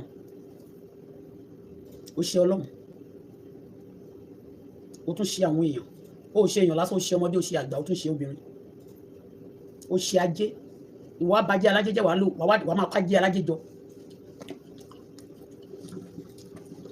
anyway kò sí ọlá tí ò tí ní kò dẹ̀ sí ọ̀wọ̀ tí wọ́n ti fún ẹ kódà wọ́n fún ẹ lákùrẹ́ sí torí àwọn èèyàn tó láìka àbòsí àti ìkápọ̀ ní orílẹ̀-èdè wa gan wọn nǹkan tó kàn fẹ́ náà ni pé ọ̀dà àǹsọ náà ni pé wọ́n béèrè question wá ló fẹ́ lọ fìwé dáwọn lóhùn ẹnu ni everybody mọ sórí yẹn má fi President Bola Ahmed Tinubu ẹ má fi wọ́n bùgà má fi wọ́n ride anybody ń gbọ́ má fi wọ́n ride anybody má fi wọ́n ride wọn níjẹ̀bú-Òde wọ́n ti sọ pé ó béèrè fún senate gbà yẹn wọ́n ní kó máa kọrin sí Ìjẹ̀bú-Òde olówó ẹlọ́kọ́lé o máa lọ ṣe kí ní mẹ́ nígbà tó dẹ̀ dé Ìjẹ̀bú-Òde olófẹ́ dáadáa pọ̀ mọ́ politician ti bẹ̀ mẹ́ni sí ọ̀rọ̀ tí mo sọ yìí àwọn politician Ìjẹ̀bú-Òde ló sọ fún mi ó dẹ̀ mọ̀ ilé ìwà ìnáwó ìtì wọ́n ló fẹ́ lọ fún sẹ́ni nígbà tí president Tinubu ti kọ̀ olófẹ́ gba Ìjẹ̀bú jáde yẹn wọ́n dẹ̀ bèrè lọ́wọ́ ẹ̀ pé tó bá fẹ́ lọ fún sẹ́ni ó ní iye millions ó ní kó lọ mú wá ó dẹ̀ nígbà yẹn you don't have the money so n tí o fi wá gbà fún Ọlọ́run yẹn tó fi padà láti máa lọ kọrin ó dẹ̀ ń kọrin yẹn and you are making your money tó bá lọ fún sẹ́ni láti jẹun yóò ti ní kúrò bẹ́ẹ̀ ni wàá ti lo ats tó bá jẹ́ ats gan wàá ti lo pin ó dẹ̀ mọ̀ pé kì í ṣe rọ́ anyway I don't want to say much ó ti yẹ so mo sọ fún mo ṣe pé President Bola Ahmed Tinubu sí kọ́ máa fẹ́ jọba Ìjẹ̀bú kọ́ wá kàn mí fún ẹ politician ni wọ́n every time wọ́n fún ẹ ní níjẹ̀bú àbí ní APC every time wọ́n máa fún ẹ ní ticket yes wọ́n máa fún ẹ ní slot every time ló máa ń gba slot tó bá gba ti federal wàá tún gba ti local government wàá tún gba ti state lára slot tó gbà lọ́mọ ẹ wà lẹ́kọ̀ọ́ náà ọmọ ẹ is one of the honourable nísìnyí Dámilọ́lá ìbí ìwà náà quickly tó ń ṣiṣẹ́ pẹ̀lú Fẹ́mi náà wà níbì kan many of them are working secretly with all the politicians tó ń fún ní post wọ́n dẹ̀ mí kówó tí wọ́n náà dẹ̀ ń gba slot tó bá gba slot tó wàá tún fún ẹlòmíì wàá tún ta fẹ́ lómi wọ́n máa fún ẹ ní owó mẹ́ ṣé rọ ni àbótọ́ gbogbo nǹkan Nàìjíríà ló fẹ́ gbà tán nígbà tún greedy téèyàn bá wà lẹ́gbẹ̀ẹ́ ò ní jẹ́ kó ṣe right téèyàn bá wà ní ẹ̀gbẹ́ tó bá ti lè súnmọ́ ẹni yẹn ò ní jẹ́ kẹ́ni yẹn ṣe right ẹni bó ṣe máa ṣe ayé tó yẹ bá máa direct ẹni yẹn máa dàbí pé wàá máa kọ́ ẹni yẹn ṣìnà ni wàá wá tẹ gbogbo nǹkan tó yẹ kó jẹ́ ti public wàá tẹ̀kẹ̀ personal dàbí wọ̀ nìkan you are too greedy o you are too greedy ó ṣe jẹ́ olórí ọmọọba kò tí ì pé 2 years obìnrin tó gbé lọ bẹ̀yẹn náà ó dédé sákò lé náà mọ̀ ó tún kò tún pé 3 years tó fẹ́ jẹ ọba gangan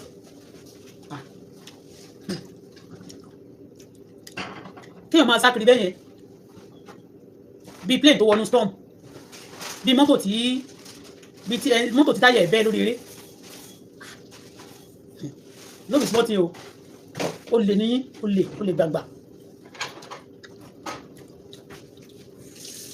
ó fẹ́ jẹ ọba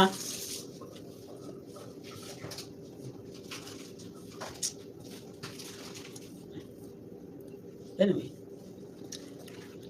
tó o bá ṣèkà fún mi láyé ọ̀rọ̀ àwọn tibẹ̀ yẹn a lè máa sọ pé òkè o kò ṣojú wa bó ta ti mọ kí wọ́n ṣèkà fún yàn mọ bó ṣe rí lára àbó òsín náà àwọn tó ṣèkà fún mi ṣé gbogbo ìka gbogbo ọmọ tó jù mí rí káàkiri ṣé wọ́n kọ́ ló ṣe ẹni bá fẹ́ jọba ẹgbẹ́ ọlọ́run máa bá mi bá tiẹ̀ jẹ́ ni a bá mi tú ayé ẹ̀ka afọ ayé ẹ̀rù àrùn ayé ẹ̀wò múwómú bí wọ́n ṣe try láti máa rún ayé èèyàn tó máa bá ayé wọn jẹ́ ẹ má fi wá sí ìjọba Ìjẹ̀bú o ẹ lọ wá ọba bí ọba ọ̀nà bí Kútọ́nù àtijọ́ mẹ́ta ń sílẹ̀ ń pariwo Kútọ́nù ní ìlọ Kútọ́nù jẹ́ ni pé àwọn tó wà lórí Facebook yẹn you need to be careful about them Kútọ́nù ẹgbẹ́ wọn over tó ní Kútọ́nù sí wọ́n ṣe tán bẹ̀rẹ̀ kí ni fighter jet wa àbí kí ni wọ́n gbé jáde wọ́n náà lọ fi kọlù wọn ní ibi Kútọ́nù nínú ìwé kò sí tó kàn mí pẹ̀lú Kútọ́nù ṣá.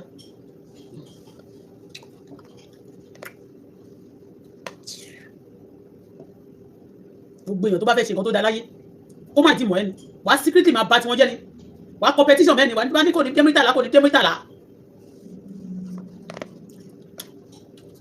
ní ordinary ọmọ tí ò mọ̀ lé dádìẹ tí ò mọ̀ bí wọ́n ṣe dádìẹ sí fraudsters double identity double identity all of you with double identity double identity you are all criminal double identity. ó fẹ́ máa sunkún ni ohun ìlẹ́jọ́ kankan a máa gbàdé pópó ìyẹn wà now wá sí mi ní pẹ́ lórí ẹ̀ because a máa tún padà wá a máa sọ ni ó yẹ fún ọba òjàlẹ̀ fi àwọn tó yẹ fún ọba òjàlẹ̀ kó jẹ ọba òjàlẹ̀ you have pressed them enough you have dealt with them in Ìjẹ̀bú-Òde yẹ simply because ó máa sọ pé ó mọ̀ yẹn ọba ṣìbòmí kú ọtún bá ṣìbòmí kú kò tí ì pẹ́ kíá ló bẹ̀rẹ̀ sí jàdóye wọn ṣọ́wọ́ wọn ló ní ni àbíwé wọn ló kà àbọ̀pọ̀lọ wọn ló wà lórí ẹ̀ àbí dignity wọn ló kì í ṣe lélànsọ a máa ṣe competition ni a máa rán ayé àwọn èèyàn secretly bá gbogbo ayé ẹlòmíì jẹ́ kí ló dé I thought you said you want to prepare food.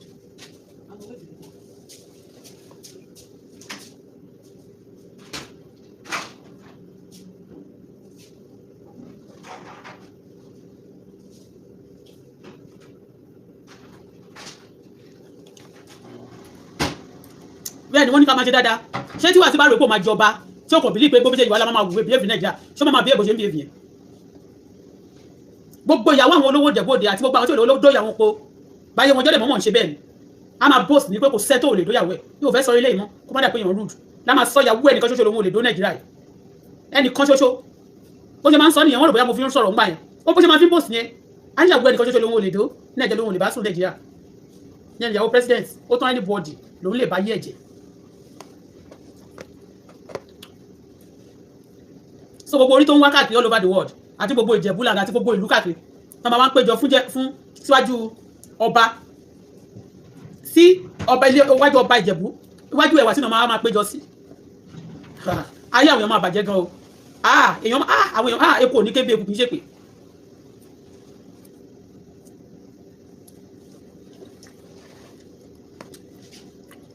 wọ́n ní life ló sign pẹ̀lú APC láì sí pé APC tán o ò lè forí sí kọ sílẹ̀ bó bá ń tẹ ọ̀pá òun máa kọrin fún APC torí gbogbo èèyàn ló fẹ́ǹsì out ló fẹ́ǹsì o máa ń fẹ́ǹsì èèyàn nígbà tó tẹ̀ tí fẹ́ǹsì wọn wà pé wọ́n fẹ́ tì wọ́n sí ṣó sú ẹni má jò sú ẹ gbogbo àwọn ọmọge sáídá pa ta ló gbé fẹ́ tì wọ́n sí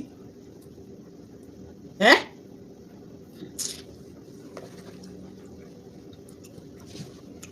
ọba kọ ní ìsọ́pọ̀ òdìjọba ó ti jọba orin náà tọ́ba bá ìwẹ̀ sí lójoojúmọ́ ló máa ń fẹ́ oyè wá ti ẹ̀gbà kan ẹlòmíì oyè kan ló gbé sórí látọ̀dún tí mo ti mọ̀ oyè kan ìwọ ojoojúmọ́ ni bí ẹ̀kọ́ àpọ̀kọ̀ jẹ ojoojúmọ́ oyè ni nígbà tó dé Ìjẹ̀bú-Òde yẹn ọjọ́ tó gbóyè náà ó gba Ọ̀túnba sí Ọ̀túnba sí bòmíyẹ ó gbà tán ni ó lẹ́yìn tó gba Ọ̀túnba ó tún gba olórí ọmọ bá sí.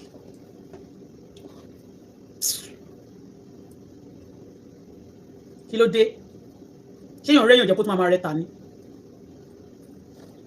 with what you don ó ṣèkà fún mi gan mo tún padà dé ṣé gbogbo ọmọ mi ṣe kúrò nílé ó mọ̀ ń pa ẹni ìgbà tí mo parí Wàsíù ṣé ó mọ̀ ń pa ìyá tẹni jẹ́ ó fẹ́ jọba wà lè pa gbogbo àwọn tó kù a máa fi wọ́n ṣètùtù ni ritualist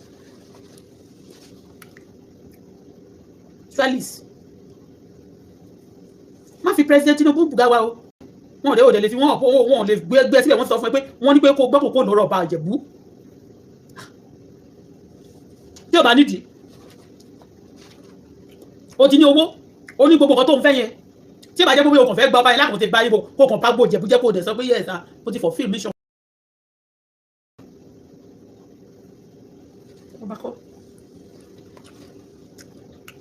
ó wá ṣe tán ọba Síkírù ẹ̀sùn ẹ̀ tí ìdílé kọ́ bá ṣe òkú tó bàbá tó ti kú tó ti wàjà ṣáà ní kó dìde pa máa speak fún ẹ. ó láìkí bàbá yẹn àbò kàn fẹ́ ó súnmọ́ wọn náà wá fún wọn gift ńgbà yẹn wàá ṣe bíi pé bóyá o ṣe bí nǹkan dáadáa tó dà wọ́n lè bá rò pé o láìkí wọn kó má lè tó bá kúrò kó má lè nǹkan tó fẹ́ ṣe náà rè kó má lè sọ pé o close mọ́ wọn.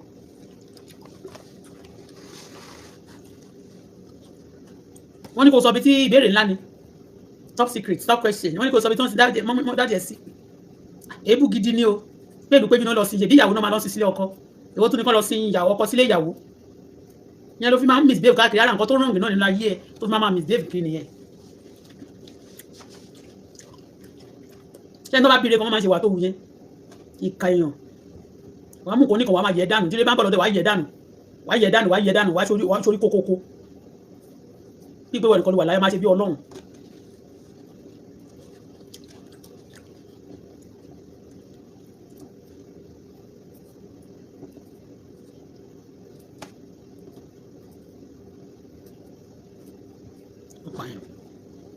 gbogbo ìwà ló wà lọ́wọ́ ẹ̀ bàbá Síkírù àgbọ̀ wà burúkú lọ́wọ́ wọn rí a lè gbé ìtẹ́ gidi lẹ́lẹ́ Yorùbá a gbé fún kírímìnà bí wọ̀ kírímìnà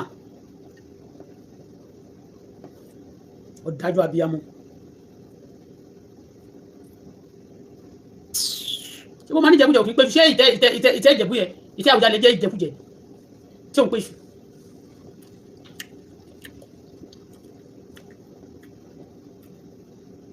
so ó fẹ́ kí president Tinubu ṣe wá tọrí bá fún ẹ kó tó kò ní ipò àbí àtàwọn wo ni gbogbo àwọn tó máa bí ipò tí ń tẹríba fún ẹ wọ́n máa tẹríba fún ẹ ìgbéraga kò sí nǹkan tó bá dìtò bá jẹ́ pé kò ṣe kà ìkànnì ẹ̀nà apààyàn.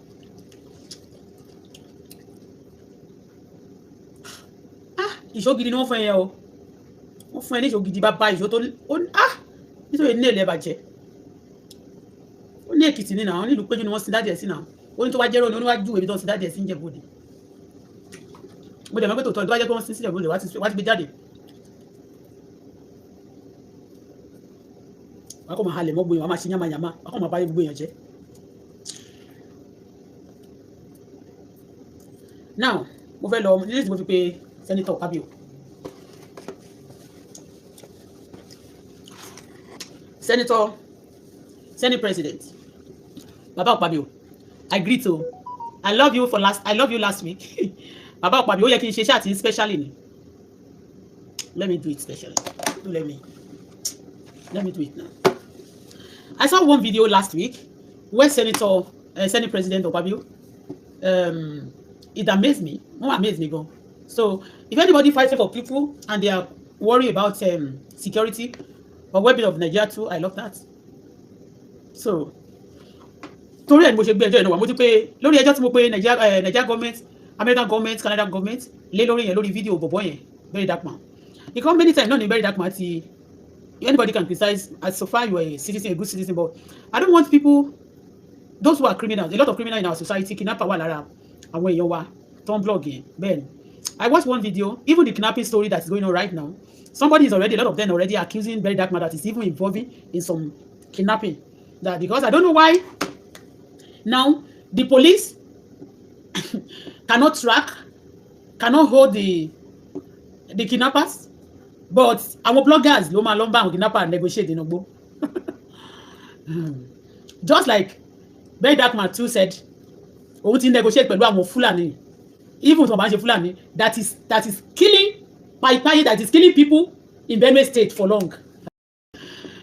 The people that government and the first day tí Very Dark Man kọ́kọ́ lọ síbẹ̀ yẹn ní about 2 years ago tí Very Dark Man kọ́kọ́ lọ sí Òtùpó ńgbà yẹn tó kọ́kọ́ lọ sí Benue State yẹn he was accusing the government that government is the one that is killing the people of that Benue State. That's what he said. But that day I look at the way he was showing our mineral resources, that this land actually has the mineral resources, and the mineral resources ni wọ́n fi ń ṣe that the product that the resources they can actually use that resources for they are using them bó ṣe sọ́ngbà yìí pé maybe those electric cars and other things, you know. I guess that okay, that day my spirit was just telling me that this boy with the group of people trying to send him to that place, sponsoring him, they are trying to negotiate showing to the whole world. Actually, the people àwọn tó fẹ́ ta kíní wọ̀nyẹn fún ọ̀fẹ́ máa negotiate pẹ̀lú. They systematically want to make it an open business ni pé okay jẹ́ ká fún wọn so ti bẹ́ẹ̀ they send him, he have people sending him, and that's why I call Senate President today Okpabio, that because many times bọ̀bọ̀ yìí ń kọ́ ó ti blog wọn náà, and again mo dẹ̀ rí pé he's very very mad that last week about the people nígbà tí wọ́n try Christopher that is Musa. So when people were trying to interrupt him, then he gets mad, and I love the way he rebuked people in that place. So really one interest láti fight insecurity. He said, you know, the what is it? The president Donald Trump is on our neck, and we are fighting about this. You know, for you to know that really. And he asked another thing. He said, we want to know the people, the soldiers who call. I want to this school. Want to know about our money. They want to know. He said, we want to know and to give order that those soldiers should leave before control of kidnap our money. The kidnapper and the terrorists and the people operating in our country, majority of them. I'm not saying Fulani are there, Hausa are there, Yoruba are there, Edo State are there. In fact, I very dark by because one bastard only near Edo State. Because Akoko, I'm from Ikari Akoko Edo and Ikari Akoko, they are one job Palabai. So, one minute, let me just say this now. So, that's why I'm calling now. I've called president, I've called government, Nigeria government, and I know also part of Nigeria government.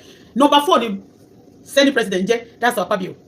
So for now, I want to call him personally also because of interest and the way the book, those people taking the matter on serious. You know? So I want to call him and explain this, and you should look at this. They should call this boy to the Senate, go answer query. Bury that boy should be query. Because I know the people, a lot of atrocity going on in our country there in Nigeria. Some big people are part of it, rich people are part of it, small people also are part of it, some people you don't even believe are also part of it. Last week they named wọ́n gbé list kan jáde ọdún sàárà ló gbé jáde tó lẹ́yìn ìjìbá wọn gbé ọ̀n tí Nigeria news àti pé tí àwọn house fúnra máa gbé jáde. Yes, you understand? Gbogbo àwọn list tó ń ṣe gbé jáde kò sí Yorùbá kankan nínú àwọn tó ń sọ pé sponsor terrorists. Are you telling me that Yorùbá sponsor terrorists? But Yorùbá is our president. Maybe they want to use that to respect the president. But I'm telling you authoritatively, Yorùbá is part of people who sponsor terrorists. Yorùbá that are terrorists are also numerous. I remember the day this dark boy was trying to attacking President very well. I know they're embracing. What's your idea? I said, huh? And this man used to say, you learn in that way. I thought he want to teach us. Maybe you know sometimes. But when somebody is using that language, he means that way, or one pretend for you to be a good person and he's a terrible person. Cartel. No, cartel is the senior terror. I mean, the senior, even cartel to their terrorists, the drug pusher, the evil ones, those who are cartel. Also, cartel are the junior brothers of cartel. They are going to take over of Nigeria. The terrorists are going to be more stronger than anyone. Later, wait for it if you don't block it now and you don't stop it. Now let me play it. I call up you for this boy called Black Boy. Very dark man, the man, Black Boy. I don't call him a man because he's not even up to my first son. Yeah, I go me jegbe lọ́jọ́. Yeah, I go kekere ma gba lọ́wọ́ first born mi. Tí ma le bí mo last born mi go ma ju 30 years, so ma ju eje lọ. Tó yẹ pé mo tètè wá rọ́mọ bílẹ̀ tí mo bí first born. Well, you're going to every time I'm myself, you will learn in that way. This boy must be query about the statements. And what you don't saw. But I'm not being, you know, it's your but most of us will cool down. Let me play it. Let me play it.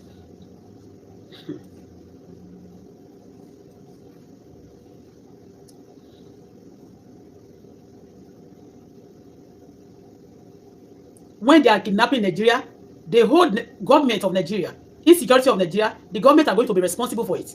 And the people even causing it and shouting also, they are part of people who are committing that crime and they will pretend to be a good person in our society. Yeah. See, oh yeah.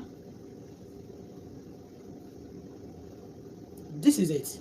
Senator Okpabio. I will see. Response. I want to see this boy should be query about the statement. Let us play it again. I have a video, but I don't want to play it now. That they said, I mean, this very dark man is involved in many kidnapping too, but I don't want to play it now because the people, the kidnapper, if they are not part of the people who also coming out to talk about it, why would they said the money it's your money, you understand me? Somebody also, some people will kidnap and some people will go to the bush. Police cannot do that. And the blogger on the media are the one doing it. And they have arrested a lot of people on this social media involving in kidnapping, involving many things. And they are there on the media. They will still be criticizing the government too, also talking about all that. I wonder that, I mean, I ask myself at times, I wonder what did I do to people that they will be hating on me like this? It's because I'm not part of them. I'm not evil. They just hating on me because they believe me. They believe that this lady, if she's not out of the Facebook, she can still block us and expose us. That's the reason why many of them, they could not relate with me and they cannot love me. When I saw this statement, since that day, because this boy gonna what is share that me. Bí wọ́n ṣe máa ń gbé ogun tìyàn nígbà tí mo wà Nàìjíríà yìí náà, wọ́n máa gbọ́ wà máa pé you learn that way. They be sending people. They be sending them wọ́n máa jáde wọ́n fún wọn ní little money. And those one will be believing that okay, he's the nice person. Owó ẹlòmíì tó yẹ pé owó kidnapping oríṣiríṣi nǹkan. Mi ò tí me allege ni, but I want to wait. But I know that the people supporting Very Dark Man, they will not allow anybody to investigate this boy. But anybody tí Very Dark Man bá ti gbé síta, wọ́n investigate àwọn yẹn. Ẹni tó bá ti ní kó máa investigate boy, Ọlọ́run máa ṣe ẹni, Ọlọ́run á jẹ́ kó sọnù láyé. That anybody that going to defend or protect this boy for him to investigate, the law will allow you to get miss, you get lost. Ọlọ́run máa jẹ́ kí ilé àtayé àti nkóbokun ayé àti ògo àtọmọ ẹ kó sọnù. Báwo yàn ṣe ń sọnù ní orílẹ̀-èdè Nàìjíríà àti tó tó ń rí àti tó ń rí. The case don't lọ́wọ́lọ́wọ́ sí it okay, the guy they kidnapped 2 people, husband and wife, and the wife was released, the husband was not released because the money they said they want 20 million and they gave the 20 million and the time the money wasn't complete, bóyá only 50 million ló gbé síbẹ̀. Àwọn the kidnapper have the liver of also telling people that all the money you brought is not complete, we are not going to release. For you to know that I want to negotiate, that I want to consider they are all the same thing, they are doing business. But PT de lórí yẹn. And that's why you see they will command crowd under them so that people they'll be going after them. Nigeria, some of them they don't even listen, they follow. They are follow. They don't see, they don't reason by them. With their brain, they cannot see, even with their eyes, they cannot hear by themselves. They have to control them. Wọ́n máa rìn bí afọ́jú tó yẹ pé wọ́n máa kọ́ kí ló ṣẹlẹ̀ mẹ́rin wọ́n jẹ́ ká lọ wọ́n lọ náà nìyẹn. Ẹnọwọ́ sí ẹnọwọ́ náà ni. Ẹ̀pá náà ni. They cannot reason with their own, on their own. Now let's play this. I want Senator Pabio, Senate President, to call this boy. This one should be investigated. This is vital information. Benue, they have been killing in Benue State for long. Genotype is not nothing why.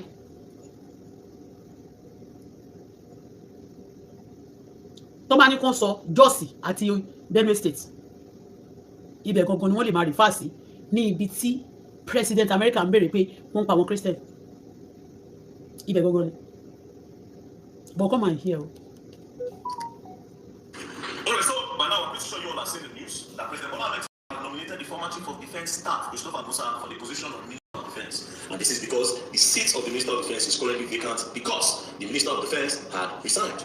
Badaru, in the name of Badaru Abubakar. So he resigned about 2-3 days ago. So President Bola Ahmed Tinubu said that they should bring back the Chief of Defense Staff who they sacked before. They just removed him out of office mysteriously. Nobody knew why they removed him. So now President Bola Ahmed Tinubu is bringing him. When I saw the news, I laughed. You know why I laughed? Because to be very, very honest, sometimes politics don't make these people see the truth and don't make these people see people that are capable. Now let me tell you something about Christopher Musa, right? On the 14th of June 2025, an attack happened in Yelwata where some headsmen buried over 200 persons in their homes in Yelwata, Benue State. They even set them ablaze, they burned them with fire.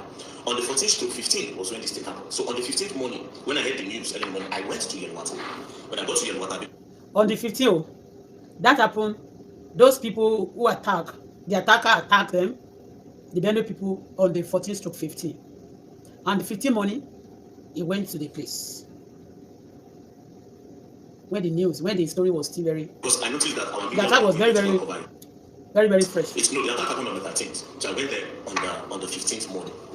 So when I got there, I went to the scene. It was horrible. I covered the whole scene. I made a video of it. And that's the first time talking about the video, even though for some reason Instagram, Facebook, all over social media it has been deleted. I'm sure it will be on Twitter. Anyway, so I took a video. Some people were say fire don't burn. They burn children inside their house. You know, they light their fire everywhere. They bite people like animal. So when I posted it online, it raised a lot of awareness, right? In less than 3 hours. In the beginning, when you listen to this boy, when you look at the way he traveled to the area, pretend to care for the people. When you look at his profile picture, he used those children that they applied their mother, they killed their parents. He used all the children for his DP. That's cover picture. So you will believe that, really, this boy, He's actually working and he loves people. Yes. When you are talking, when I noticed things in the beginning, nobody will love to listen to me because the aspect that don't love any. And they try to cover and they say they care for them. People will be thinking that, right? So it went so bad. Listen. People will be thinking that, okay, really? Maybe he love people. He's trying to care for them, you know. Nobody listened to me in the beginning that this boy is trying to negotiate with some people, broad daylight. On the media, the first time told us the first time told us the interest, let me just tell you, because of the mineral resources. And he picked that part of the first time to call up Benin, following by. He was showing it on the media. I was calling attention that this boy actually has some people who send him. And systematically, they are trying to show those people that are interested in those things. I was calling attention that this person, there is something behind this. Anytime they attack that Benue, that they attack that place, you go, you'll be the first person. He even said it there that the media house, nobody ready to visit. Everybody are scared. Even before they attack them, the way I sense things now, maybe what a team up, they are going to attack this place tomorrow. So by the time we finish, in the morning also you come with your camera and come and camera it.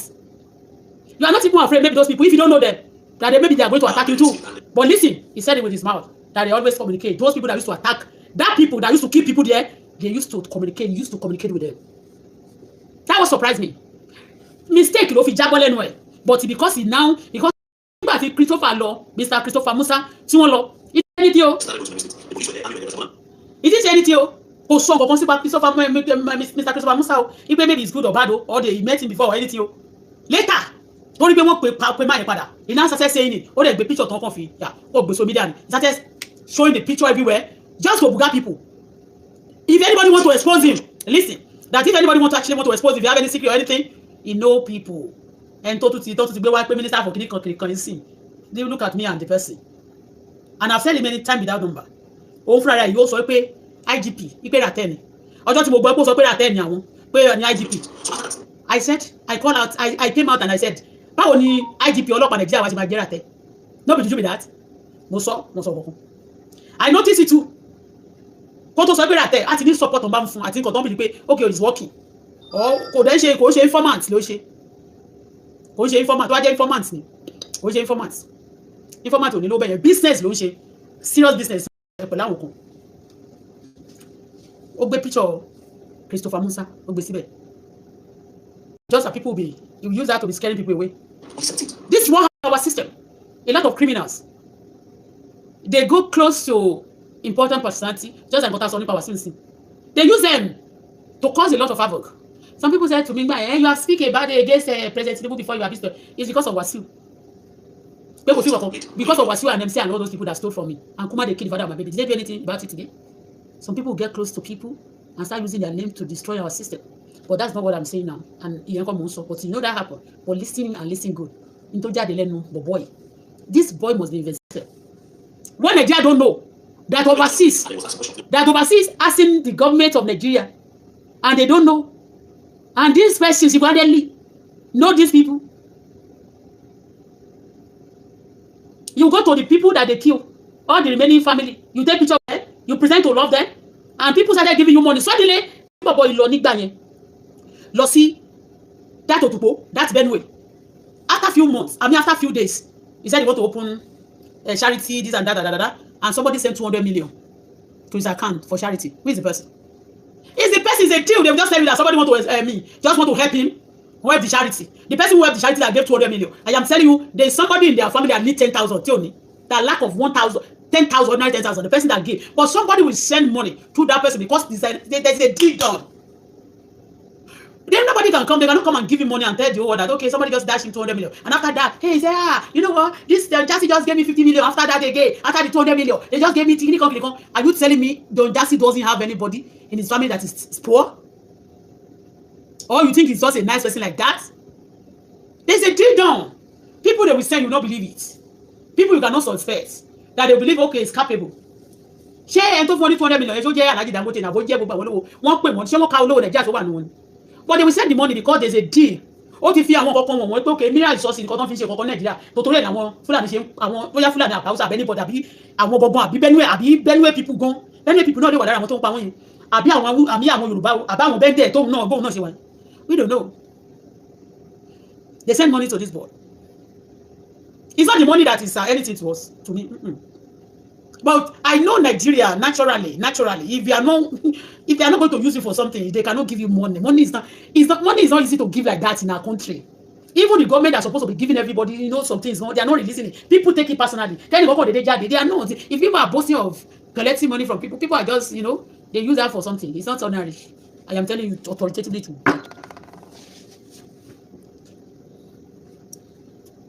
Let's listen to him. I went to the state. I saw the thing first hand, and everywhere my animal. So when I posted it online, it shows a lot of awareness, right? In less than 3 hours, I had over 50,000 comments on that post, right? So it went so viral. The government were forced to put attention on Benue State, and they started going to Benue State. The police were there, army were there. President Bola Ahmed Tinubu said he was going to come. The whole attention was on Benue State. So after that, on the 17th, the chief of defense staff made he appeared on Channel TV, and then he was asked some questions. The response he gave, I was not pleased with that, and as a result of that, I was so angry because I was traumatized. I went to the state, I saw the thing first, and I started thinking, that God, this can't be happening to us. So when he said that thing on channels, me I blast him, and I blast the man. So this was on the 17th of June. I said, they speak from the CDS, General Christopher Musa, on Channels News about what might be the cause of the Benue massacre by herdsmen just unlock another fear in me. At this point, to the great people of Nigeria, our ancestors be with us. So when I posted this on the 19th, around 10, he just told me that army were looking for me. I said, army care. He said, yes. I panicked. That's issue. I can't remember saying, I don't blast Christopher Musa. I said, wow. Anyways, I just said, no, let's go. Because two things came into my head. If they won't buy me, if they don't buy me, since they already know where I be, and they don't know how to track me. So let's go. I didn't know who was looking for me. They just said, army was looking for me. Next thing I had to do, they drove me, boom. We got to Asokoro. When we got to Asokoro, we entered into the military base. When we got into the military base, just drove up. Bam! When they opened the door, guess who I saw? Christopher Musa. When I saw it, I said, the first one I blasted on mine. I really demanded this. So on the 19th, so this was at around maybe 11:30-ish, no, 10:30-ish. Then when we entered, they now told everybody to go outside, that they should leave the both of us to sit down. Then we sat down. Then they looked at me. He said, very dark now. I said, sir. He said, I know you. I said, yes, nice to meet you, sir. He said, do you know why I got you here? I said, no, sir. He said, I need your help. No. I was looking at the man like, what? He said, I need your help. I said, sir, help on what? He said, you need to tell me everything that you noticed when you went to the water. You were the first person with the camera around there. People didn't go there. People were scared to go there. So you should tell me everything you noticed that day when you got to the water. And what you think and the information that you might have gathered after the whole water thing. Coincidentally, before I came to Christopher Musa, I was in contact with some people that I believe were part of, or not really part of, the people that go. Before Christopher Musa called him, he said he's already in contact with the people that used to attack the Benue people. Those people that used to attack them, that used to fight them. So he was trying to package the story. He said before Christopher Musa called on him, he's already having contact, communication, conversation, discussion with those people that always, that used to attack the Benue people. What's happening? That used to attack the Benue people.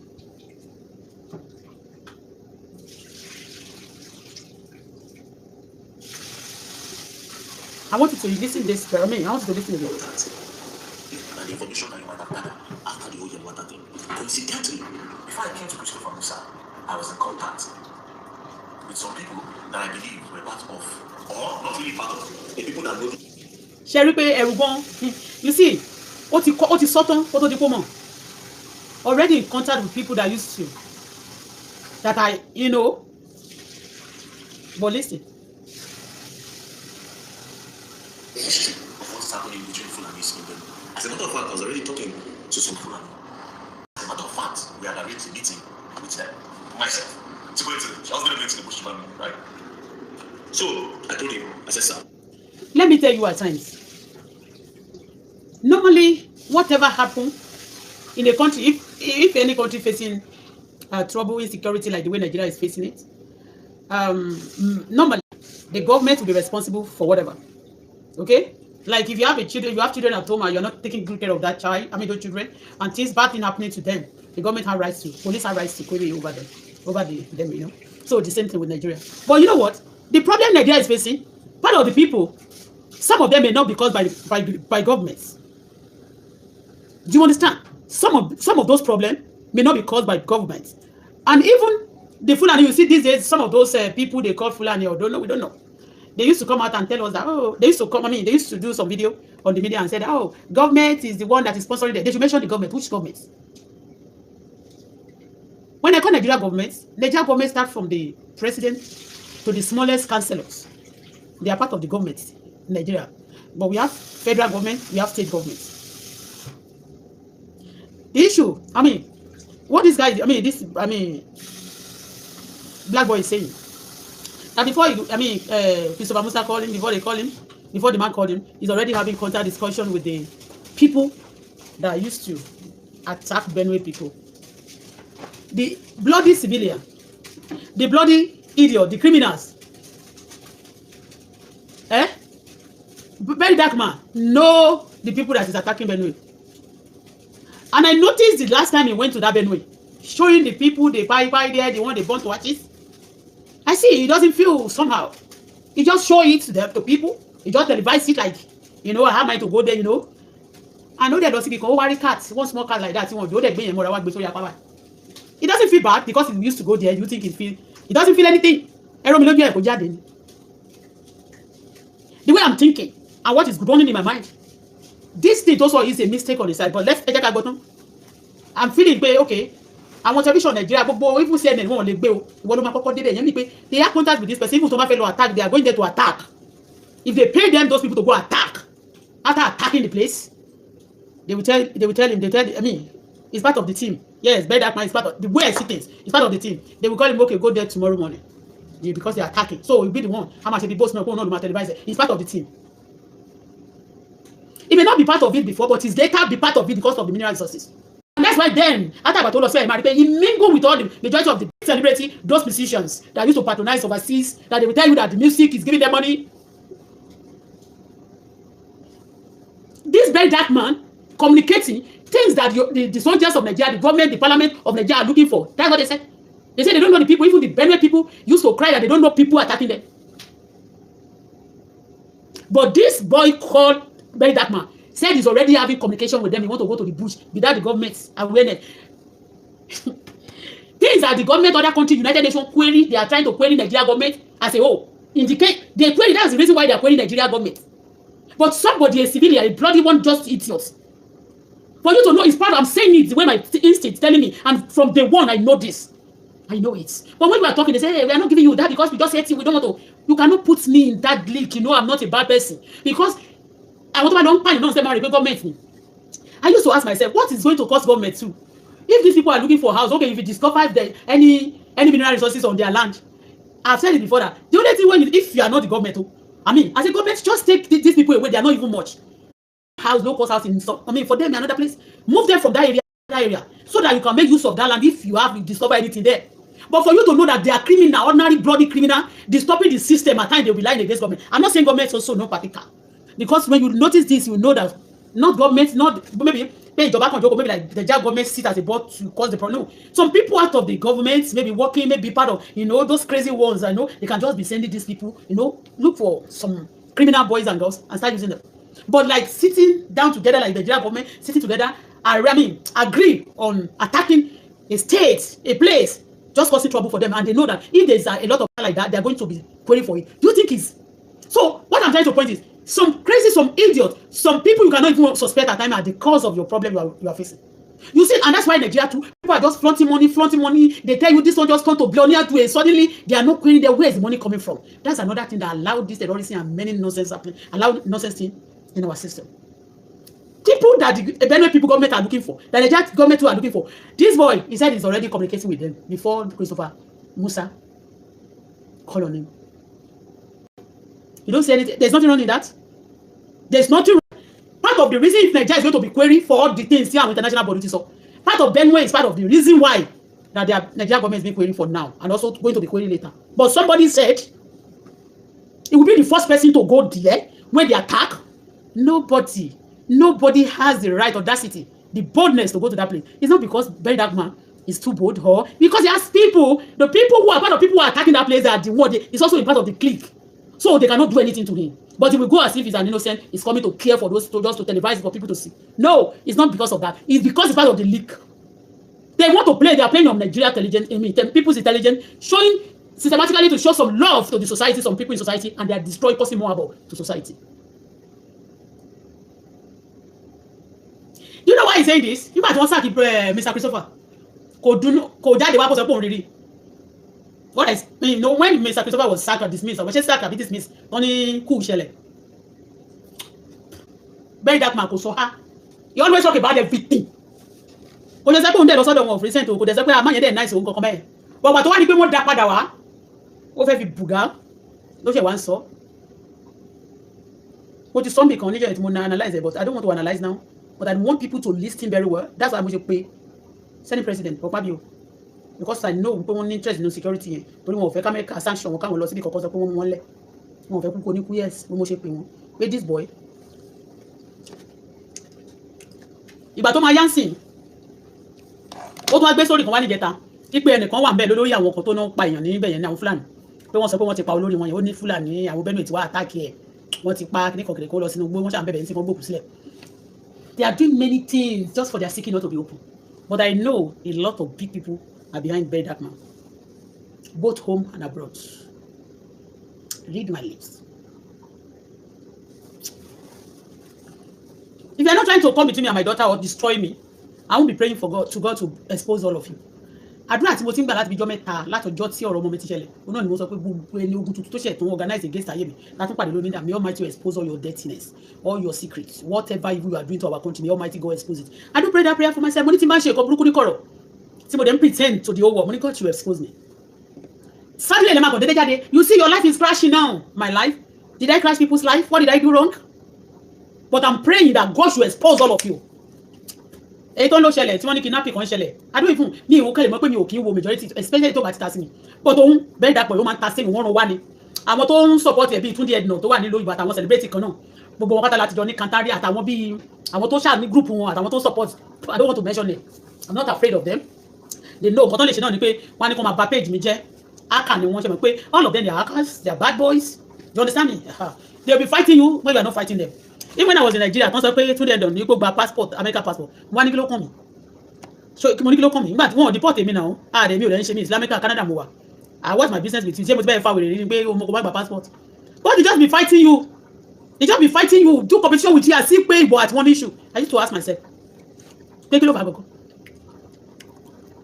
Ẹ jẹ́ kó sọ̀rọ̀ náà kò tí ì parí ẹ̀ kí senator Fabio ni mo fẹ́ kó bá torí ó máa kò sẹ́ni tí ò lè lash kán bá wa pè torí arígbà yìí náà tó gbé ọ̀rọ̀ àwọn ti prison jáde wọ́n pè sí ọ̀dọ̀ àwọn rep wọ́n pè sí rep ńgbà yẹn so ó dẹ̀ máa dúró ó máa káwọ́ sẹ́yìn báyìí tó máa múra bọ̀ bí kíní ni ó dẹ̀ ti kó gúrùpù dán sí rẹpẹtẹ ó jáde bí wọ́n ṣe ẹni tó ṣe mítísà tó ṣẹ̀ṣẹ̀ tó yàn fún láti bá wa tákù insecurity tó ń sọ pé wọ́n pe General Musa wá padà àbí General kan ni wọ́n kí ni wọ́n náà kí n sọ́fà wọ́n ṣàpè wọ́n wá bó ṣe ti dé lẹ́sẹ̀kẹsẹ̀ ló tún ti àtàṣà rẹ̀ mọ́ ló tún bẹ̀rẹ̀ sí lọ dúró tì wọ́n báyìí ló ti wá bẹ̀rẹ̀ sí ní jábọ́ rébọ́ so that anybody should not come for him ni o that even the terrorists àbí àwọn group kan tó ń bá ti ṣe àbí tó ń bá ń ṣe nǹkan torí wọ́n mọ gbogbo deal àti gbogbo ṣọ̀lọ̀ṣọ̀lọ̀ kan kọwọ́ síbẹ̀ so don't come for me you can see General Musa by my side wọ́n ní kó wá tákù criminal ni àwọn criminal ló máa kọ́kọ́ máa gbé sókè ló máa kọ́kọ́ máa lọ bá náà máa lò máa ṣe wọn. Listen o what Nigeria soldier cannot see police cannot see you want to go to the bush and people tó ti kú ẹni tó ń sọ pé tí gbogbo tí àwọn ọ̀pá bẹ̀ mọ́ ń gbọ́ ní last week tí ọ̀pá bẹ̀ sọ pé the president Donald Trump we have to know all this thing and it's good our country is not safe and all these criminals they used to go you see black boy go around nothing happen to them criminal go nothing nobody will kidnap them because they are part of people kidnapping.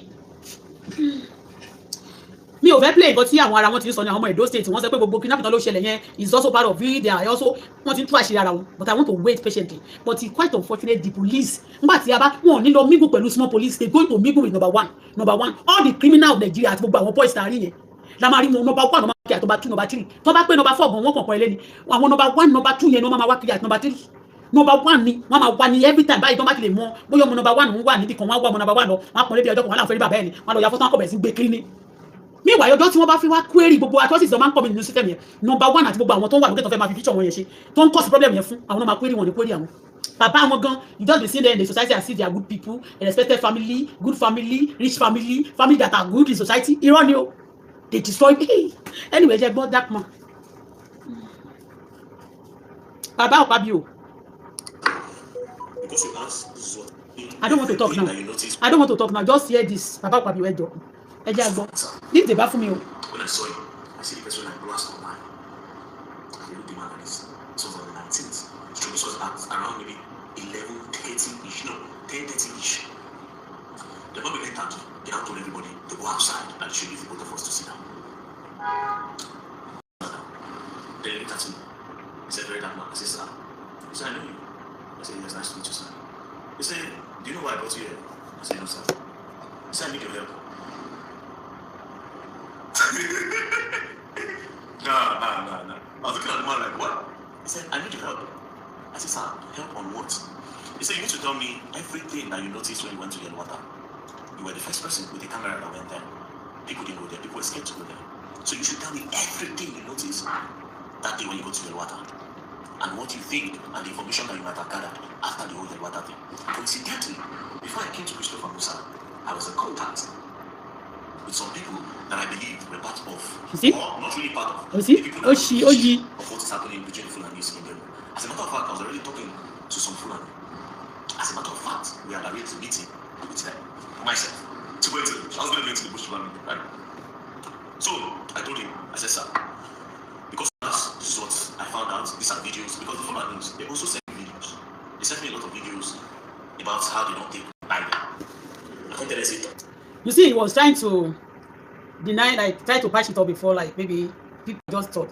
But later now, you can see that he exposed himself again, that all the people now, they are telling him, like, people who have been killing the people in that Benue state now said they have reason of taking those actions. That's what Black Boy is saying now, that there's a reason that really, like, they confess to that they are attacking them because they forced. The Benue people are the first people to attack them. That they now showed him, they started sending him all the video, all the things they done to them before they start attacking them in Benue. So the real people who are attacking the Benue, who have killed a lot of people, they are the one that this boy is talking to. Because Tioba said evidence is on. Now they are sending him evidence. The reason why they started buying them back because they are the first person to kill, to attack them. The Benue people are the first to attack them, and later they start attacking. Do you understand? We don't understand that. Please let me They sent me a lot of videos. Because you asked, this is what I found out. These are videos. Because the Fulanis, they also sent me videos. They sent me a lot of videos about how they don't take Bible. I can't tell you, even when I send videos there every day, how far, what is really going on? Like, when does this stop? The people of Benue have gone through attacks severally. At what point? This attack has been repeated on the people of Benue. At what point does it stop? You really need to come and ask your guy what is happening. Is he willing to speak? He said he's willing to speak. That's okay. He wants to go to the bush to discuss with the Olori and terrorists to pa 200 people, 300 people in a day. He wants to go to the bush. You tell him he's not part of them?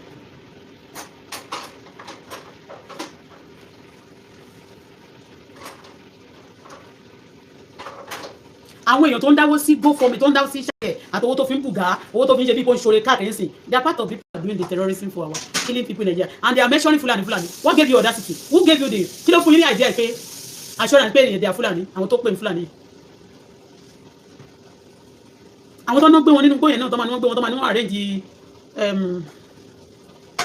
kidnapping wọn ní ọ̀nà Edo state gbogbo wọn ní ìsọ pé Fulani kọ́ àti rí a lot of them not pé mi máa dàbí Fulani àkàìmọye ọmọ Yorùbá dàbí Fulani àkàìmọye àwọn èèyàn tó dàbí sọ pé Fulani kọ́ but that's not even that one. I'm not talking about that either Fulani or no Fulani but this boy is discussing ó sọ kọ́kọ́ sọ lẹ́ẹ̀kan yẹn kò mọ̀ but tí èèyàn bá ti fẹ́ máa kò ń ṣòun náà ló sọ̀rọ̀ yẹn Ọlọ́run ló gba láyà láti sọ jáde and that's why you see it will be the only person to go any day they attack like this the next morning àti pé ẹgbẹ́ ilé yẹn ló ń gbé àti pé Abuja or Lagos to man basis here. I see it's close to Benue. You just see him there like that. Bam. kódà gan tán báyìí máa wọ mọ́tò tán máa wọ plane dé àwọn ibìkan tó máa ṣe wá gbé plane wọ́n mọ́tò dé àdúgbò kan bí tó ń lọ ó yẹ kó it take time to get there and maybe they always want information he has to be informed before they even attack. That's my own look. I mean understanding maybe I guess so you get himself prepared before anybody will go there to film or to televise the place. You'll be the first person to be there.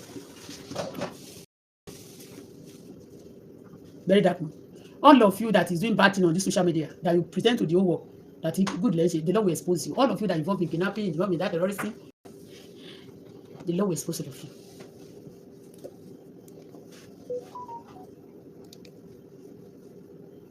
Give me a location. He said they can't give me a location like that. But when I'm ready, they'll tell me how to come. Now, guess why these people spoke to me? They told me one thing. They said, you very that man, we talk to you because... Shebo, only do you know why these people, they now choose, they now choose to talk to him because they said integrity. Ó tún máa fi bóòtì ní pé ó fẹ́ lọ meet àwọn tó ń pààyàn tí wọ́n ní integrity. Àwọn tí ò ní integrity sọ pé òun lòun ní integrity yẹn náà ṣe pé òun. Kẹ́lẹ̀ mọ̀ pé wèrè wọ́n ẹ mọ̀ kan tán fi yín pé wọ́n fi Nigeria government àti everybody Nigeria wọ́n fi yín pé wèrè. Bẹ́ẹ̀ ni wọ́n fi yín pé wèrè. Torí ẹni tó ní integrity ẹ máa gbọ́mọ̀ tó ní wọ́n ti torí pé wọ́n sọ pé you get that man àwọn ràtẹ́ tó máa di kàtẹ́ níta. Ẹ máa gbọ́. Now, guess why these people spoke to me? They told me one thing.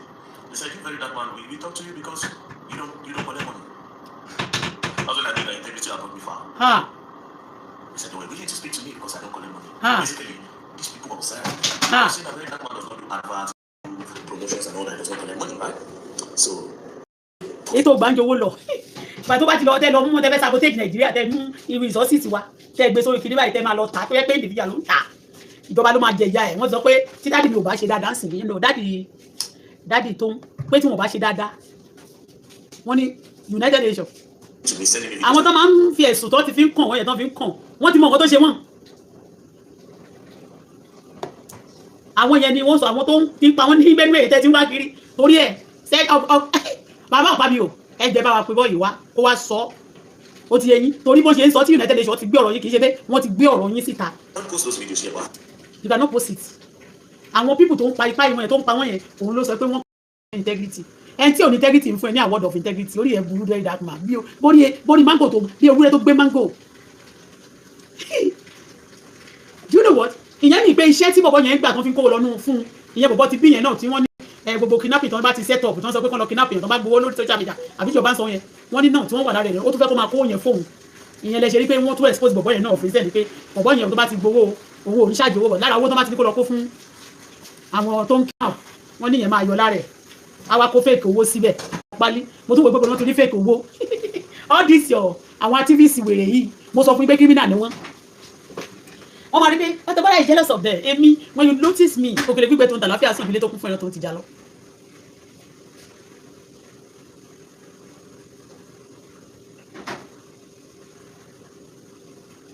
I need money. Look at me. I am telling you. When I came to Canada now, anybody tó bá mọ̀ mí tó bá mọ̀ inú ilé mi àwọn tí ilé tí mo gbé tẹ́lẹ̀ ní Quebec ibi tí mo fi kó aṣọ sí kọ́bọ̀dù méjì ni kì í ṣe kọ́bọ̀dù lásán òkè àtilẹ̀ báyìí ni aṣọ tí mo ní nílò òyìnbó àwọn ẹgbẹ́ mi tó ní aṣọ yẹn nílò òyìnbó wọn ọ̀pọ̀ ṣé ti yé yín I love clothes ọwọ́ mi mọ̀ ìgbà tí mo tún dé ìgbà tí mo tún kó wá sí Ottawa ibi tí mo fi kó closet kan báyìí odidi kan báyìí bí yàrá kan odidi kan báyìí nílé mi tán náà kẹrù yẹn sí aṣọ tọ́tùlẹ̀ tí mo gbé wá sí Canada rẹ̀ ni mo ti wọ̀ yìí àtàṣọ kan mi ò mú aṣọ méjì wá àtọ́jọ́ tí mo dẹ̀ ti dé inú ilé tí mo wà yìí kò tóbi tí mo wà tẹ́lẹ̀ wọ́n yẹ́ mọ̀ nǹkan mi ò para mi ìdẹ̀ bínú mo bínú owó dùn mí ṣùgbọ́n mo gbàgbọ́ mo dẹ̀ ń bẹ Ọlọ́run lára nǹkan tí mo sọ pé Ọlọ́run jẹ́ kó wá sí ìjọba bí nítorí ẹ̀bẹ́ síta kí n máa wo bí mi ṣe máa lówó òjijì torí nǹkan tí n bá ti ń ṣe òun náà ló máa transfer sí ọmọ mi tó bá jẹ́ pé mo ń ṣe nǹkan ọjọ́ tí wọ́n ti lé ọmọ mi jáde yẹn bóyá àtàkà àti gbogbo àwọn tó ń bá sọ̀rọ̀ lórí Instagram fẹ́ẹ̀ ní mẹ́sẹ̀ gbogbo wọn yẹn those crazy of people mo lè má recover ọmọ mi mọ́ like kì í ṣe pé bóyá a lè ríra but kí n má recover ẹ̀ mọ́ because these people also dey brainwash children and they get everybody around you lẹ́yìn tó ti get ọmọ mi ọkùnrin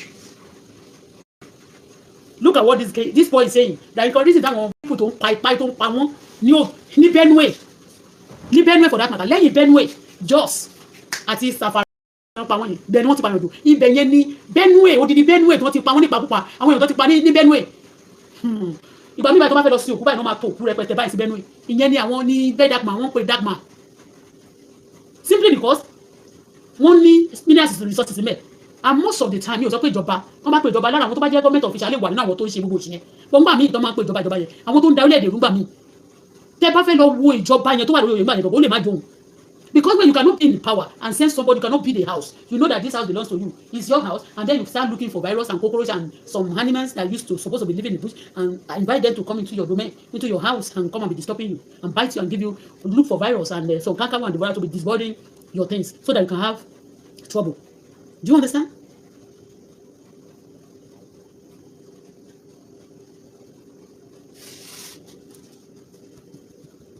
I know all his group and all the people supporting him who gave him those BB money that they actually destroy Nigeria. Nigeria. They are destroying innocent people because of their own selfishness and wickedness. They will hate me, but we don't care. Ṣé mo tó torí ẹ̀ wá sí? Aṣọ tí mo gbé wá tọ́tù neck tí mo bú lọ Nàìjíríà bá tí mo lọ tí mo wọ̀ nínú plane ìjọ yẹn. Wá tí mo wọ̀ nínú plane tí mo wọ̀ nínú plane tí mo wọ̀ ọ̀ṣọ́ sí. Mo mú tọ́tù neck lọ sí Nàìjíríà mo dẹ̀ mo padà wá nígbà tí mo bọ̀ yẹn pé inú plane máa ń tuntun gbà mí tí ó bá tuntun mi kàn á wọ̀ ọ̀ṣọ́ tí wọ́n lélẹ̀ aṣọ méjì tí mo sì mọ́ wá. Gbogbo ẹrù mi àwọn aṣọ tí mi ti wọ̀ rí wà nílé. Ogun orí Facebook yìí náà dẹ̀ pẹ̀lú àwọn ogun tó máa sọ pé wọ́n máa ṣe bíi pé bóyá tẹ́lẹ̀ mi bá fẹ́ sọ báyìí ẹ̀ ṣe kí there was a time you talk about one governor you talk about president you talk about the Wasiu gan people who offended me that them themselves they are killing the system. I'm not killing the system. They are killing Nigeria. They want to cause trouble for those people they are trying to because they are playing game. I don't play game. I'm just myself. But this baffled me. A lot of people look at it the way it as if it's a normal thing. Like Nigeria now, the government of Nigeria are looking for the people killing, and the United Nations. Do you see that decision that the president or Donald Trump trying to take over Nigeria? It's not him alone. It's about by United Nations because already the president himself sometimes ago, like early this year or last year, he reported Nigeria as a terrorist country that they attacked the country already because that's it means that the president himself have been trying or the government have been trying to settle some things or try to solve some problem and refuse to be solved. That's why he reported. And also overseas noticed some things.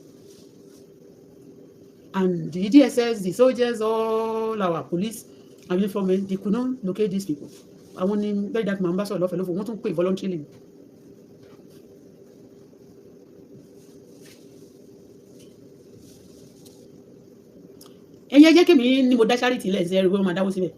Because I cannot join some group of terrorism. I cannot do terrorism.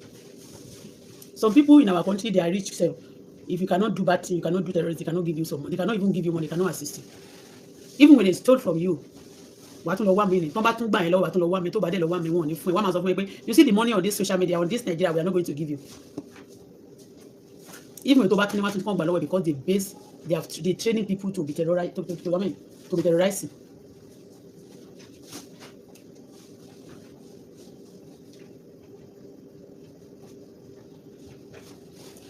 So, Baba Fabio, because I don't want to, my mind, I do some feasibility study and research myself, but I will not mention them when I even see this. That's why I call Senate presidents to do something to call this boy. This boy needs to be queried. No TV station, they said, you now put this way that because all the TV station, the channel, all the people in Nigeria, they used to be afraid to go to Benue. Go there now if you are not part of them. If you are not part of them, if you go there, they can be attacked, as he said. But very dark man, because he's part of them, he go there, nothing will happen. And since that day, Toti show resources here in the broad daylight, or join like here to change. Those are sending money to him. He say they sending money, they dashing money, they dashing money. Because he share buruku ma lo je ko ma ni won dash lónìí. Wọ́n fẹ́ ràn ní share buruku ni. Àwọn ru wọ́n ti wá rí ìta sọ pé a lè jíṣẹ́ buruku. Wọ́n lè ní okay o lè jíṣẹ́ buruku, okay. So you ti wá mọ̀ àṣírí wa pa fẹ́ jíṣẹ́ buruku de lóko a máa dí pẹ̀lú ẹ̀. Ó tún pẹ̀lú nǹkan tá go to lórí social media. Ta de mo polo ma kon ka gbogbo yin fún wa pátá gbogbo.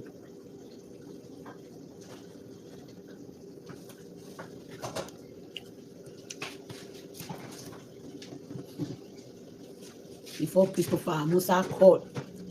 Amen to close more. To máa padà lọ sọ nígbà yẹn pé, do you know what? It's like Christopher Musa have noticed, or maybe they've noticed that maybe I'm talking to you guys. And some people tó jẹ́ ọ̀gá wọn. How we quickly say, jẹ́ ká sọ pé wọ́n fẹ́ plan coup. Jẹ́ ká sọ pé wọ́n fẹ́ plan coup. Bọ̀bọ́ yẹn ti báyé jẹ́. Jẹ́ ká sọ pé wọ́n fẹ́ plan coup. Ká sọ pé ẹni tó fẹ́ pa, so wọ́n á lè gbóná dáadáa. Torí ìgbà tí wọ́n lé Mr. Christopher Musa lọ lé. very dark boy tó máa ń dá sí gbogbo ọ̀rọ̀ kò sọ anything sí wọ́n ṣe something gan ó ní ẹ tó máa ń kàn nominate ẹni I don't know maybe they are going to take him or not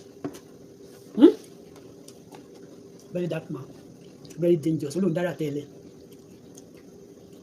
àbúrò kàtẹ́ ratẹ́ àbúrò kàtẹ́ ẹ̀ ní ṣan tó dájẹ́ the Lord will expose you continuously if you are a good person the Lord will protect you but if you are evil you are involved in any bad thing the Lord will expose you to people and anybody that cover you the Lord will expose all of them too so I've called Nigerian government American to and I call Senate President of Fabio to call this boy and let us àwọn tó ti pa àwọn èèyàn níbẹ̀ olólùwọ̀n bá wọn sọ̀rọ̀ lọ́fẹ̀ẹ́ lófò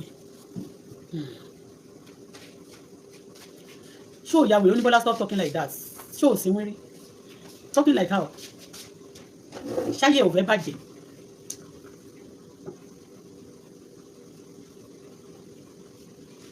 John Ayọ̀wọlé ó ní I stop talking how I'm saying nothing but the truth.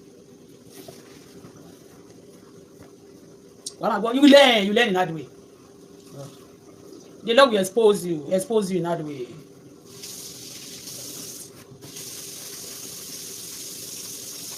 Into sọ ni mo analyze nísìn. Into sọ nísìn ṣé èmi mo sọ. Ó lóun ti ń bá wọn tó ń pa ipá ìwọ̀n tó ti ń pa wọn ní Benue State. Ibi náà ti pa èèyàn jù Nàìjíríà yàtọ̀ sáwọn ritualist tó wà nílẹ̀ Yorùbá o. Benue ni wọ́n ti pa èèyàn jù láti bí 10 years ago. And the first day tó kọ́kọ́ wá ìbò fúnra rẹ̀ ló sọ ń gbà ní pé government are the one that is attacking the innocent Nigeria ìbò fúnra rẹ̀ ló sọ ń jẹ́ yìí.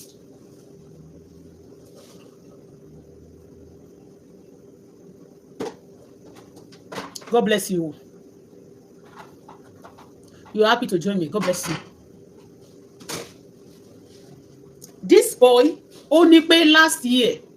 He paid the Nigerian government are the ones sponsoring war against Otobo people. And I came out and said, government, if you are the one, please help us. If you discover any resources in that area, instead of wasting their life, just try to prepare another place for them, move them to another site, so that they can have their life. Stop them, But we discover now that by that boy confess through confession that he's discussing with people that have been pie people in that area. He was the local help Benue, and they gave him money because of those Benue. And what are you doing with the money of those charity to Benue? You are now doing it Lagos lower. After collecting the donating money, now you come to Lagos to do what? To be doing like the rate. It might be gorilla, it might be kangaroo kaki. And they're calling you to come and join soldier and police you refuse school. That's why I'm calling Senate President you. Please, sir, help us call this boy. This or demo boy.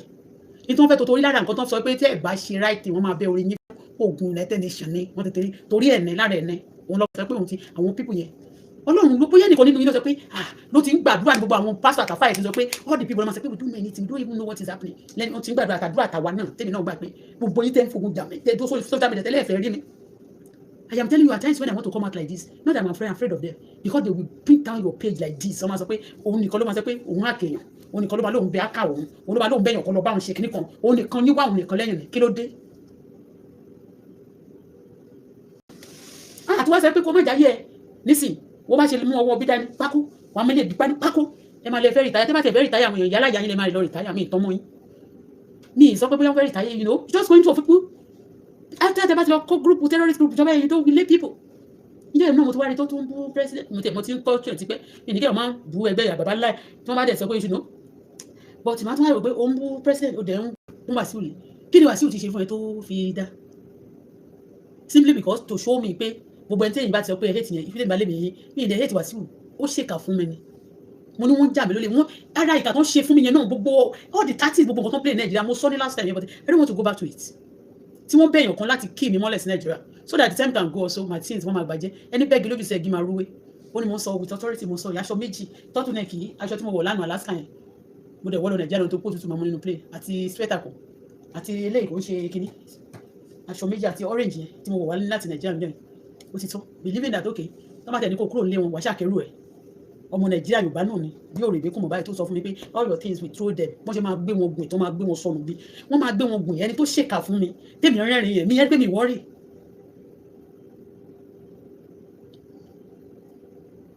ẹ̀yin kan èmi á máa ṣiṣẹ́ mò ń làágùn mi ìdẹ̀bá ń ṣe nǹkan burúkú ẹ̀yin á máa gbowó nǹkan burúkú wọ́n máa promote ẹ̀yin ẹ máa di ogun mọ́ èmi àwọn tó alátìlẹyìn ikú máa pa wọ́n ikú òjijì ni kò sẹ́ni tí kò ní bá ṣùgbọ́n ikú àìtọ́jọ́ àti pé àṣírí ní ẹ máa ṣe ẹ̀sìn ẹlẹ́ṣẹ̀ lẹ́yà kẹ́tọ́ jáde bí alágbára ayé àti anybody tó bá wù yín kó máa tì í lẹ́yìn because you go after people I'm not saying you are not eléyìí tí mo fẹ́ tí mi gbọ́ yìí Benue people tó ti ń pa adi pẹ́pẹ́ àwọn tó ń pa àwọn olórí wọn èyí tó lọ bẹ̀ last time tí mo rí lórí page ẹ̀ báyìí I saw it and I was like ó kàn ògùn wọn báyìí kàn ṣe lẹ́sẹ̀ tó lẹ̀ gbé ológbò sílẹ̀ ọkọ̀ ológbò yẹn kàn gbé sápá ni wọ́n á wò pé ṣé ìwọ tún sin ológbò ni ṣé ìwọ jẹ́ òyìnbó tó yẹ pé òyìnbó gan máa ń value ayé èèyàn ṣé ológbò àtẹrọkó tó wá value yẹn mi pé bàtó gbólógbò yẹn lọ ní abẹ́ pé kà carry this cat dey go kò sọ pé ọmọ kankan ló ń fẹ́ gbé lọ ó gbé ológbò yẹn mi pé the animals are value more than you ó gbé ológbò yẹn bó ṣe gbé sọ́run tó wá kúrò mẹ́rin tó lọ balance gbogbo bọ̀bọ̀ ìmú ni bọ̀bọ̀ yìí ti dájú gan but wọ́n ti wo pé kò sẹ́ni bọ̀ tó lè mú orí Facebook náà ló máa dúró sí they commit those atrocities and police will be watching ẹ̀yin nìyẹn náà nìyẹn.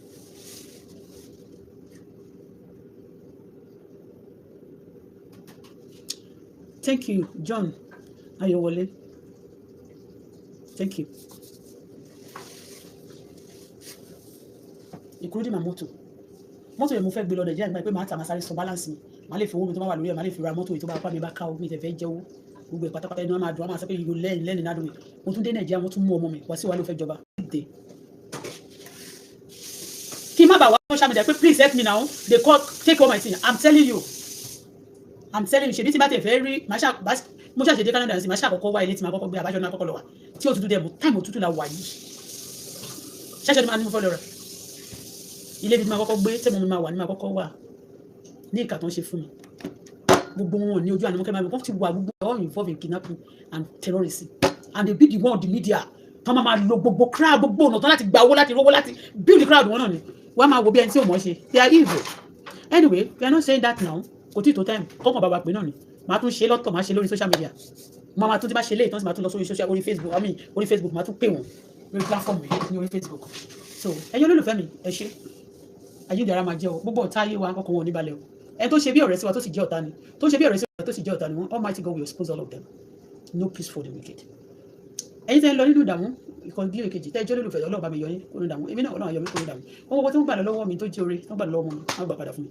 wá sí ọba ọ̀tọ̀ sí ẹ o ní ti dé nínú rẹ̀ very wicked orí èmi ẹ̀bẹ̀ ìka ayé tí mo gbogbo tó le láyé jù Ọlọ́run máa bẹ̀ tì mí ní jèrè ní ọ̀tá. Gbọ́láwà Ìdè wá rọra dé adé Àwùjalẹ̀ sórí wá dé rọra gbá máikrófóònù wọ́n bú báyìí nígbà tí ì ṣe pé wọ́n fẹ́ gé wọn lẹ́nu lọ ẹnu lọ́ máa fi kọrin orí lọ́ máa fi dá dènà kí ló dé. ọlọ́wọ́ yẹn káwọn alájẹ̀bù ṣe pé sọ mí ọlọ́wọ́ yẹn kọ́ ṣe pé èpè rúbi àbí bẹ́ẹ̀ kan lè ṣe fọ́jẹ̀bù yìí ibú mi ti block mi nílé pronounce dáadáa ẹ bá ṣe pé rúbi lọ́ máa ń pè mí bọ́sí mi nílé pronounce dáadáa máa rọ́ bó sọ̀rọ̀ torí ibú mi ti dín pa ẹ wá ra Lady K cap gbogbo ẹ̀yin tẹ́ bá mi ra fìlà Lady K bí mo pé èèyàn fẹ́ràn mi bẹ́yẹn Lady K mo fẹ́ ra Lady K tí bá ti gbọ́ Lady K mo fẹ́ ra Lady K báyìí ó sì wọ pé fìlà ilé ìsọ̀ Lady K òun ni Lady K cap ó fine ó wú yes ẹ bá wọ̀ mí pàdé Lady K wàá jọ ọkọ̀ ẹ̀ rí gbogbo ẹ̀yin tẹ́ bá mi rà mo dúpẹ́ lọ́wọ́ yìí o bákan náà aláǹkó mi rèé ẹ̀yin tẹ́ bá sì dídá aláǹkó mi this one is navy blue èèyàn kó dẹ̀ ti bẹ̀rẹ̀ navy blue o tí mo ní kò sí bó black lélẹ̀ navy blue lélẹ̀ yá this one is navy blue this one is black ẹ̀yin tẹ́ bá nídìí navy blue mo tún ti rẹ́yọ̀ kan o mo sọ fún yín pé mo kó fìlà ìwọlé tó pọ̀ gan mo kó wọlé tó pọ̀ even tó rí mi náà kọ́lọ́kọ́lọ́ ó yapa àwọn another set ẹ̀ tún máa dé sí owó nìyí so black ẹ̀ lélẹ̀ ẹ̀yin tẹ́ bá máa ń ríru fìlà yìí lórí mi dáadáa so kọ́lọ́kọ́lọ́ ẹ̀ wà white ẹ̀ wà bó dídí kọ́lọ́kọ́lọ́ lóríṣi navy blue ni mo tún rí báyìí sí ẹ̀yin tẹ́ bá fẹ́ navy blue ẹ̀yin tẹ́ bá like nǹkan black owó nìyí so ọ̀rọ̀ tó wà lẹ́yìn sí kò fàjà ó kò gbá kólekóle ẹ jẹ́ kí Wasiu Ayinde jẹ Àwùjalẹ̀ o bàbá kọ̀ bàbá jókòó ni ṣé gbogbo wa burúkú tẹ́ ń kà sí bàbá lẹ́sẹ̀ yẹn gbogbo wa yẹn ni bàbá máa filẹ̀ tó bá ti jẹ Àwùjalẹ̀ tó bá ti wà lójú agbo tó gbé ṣíà lọ tó jókòó tó kọrin wọ́n ní fún àwọn èèyàn nígbàrú bó ṣe máa ṣe yẹn wọ́n ní ṣe bẹ́ẹ̀ mọ́ wọ́n ti di àtúnbí so ó dà pé a máa pe justice for Wasiu Ayinde Àwùjalẹ̀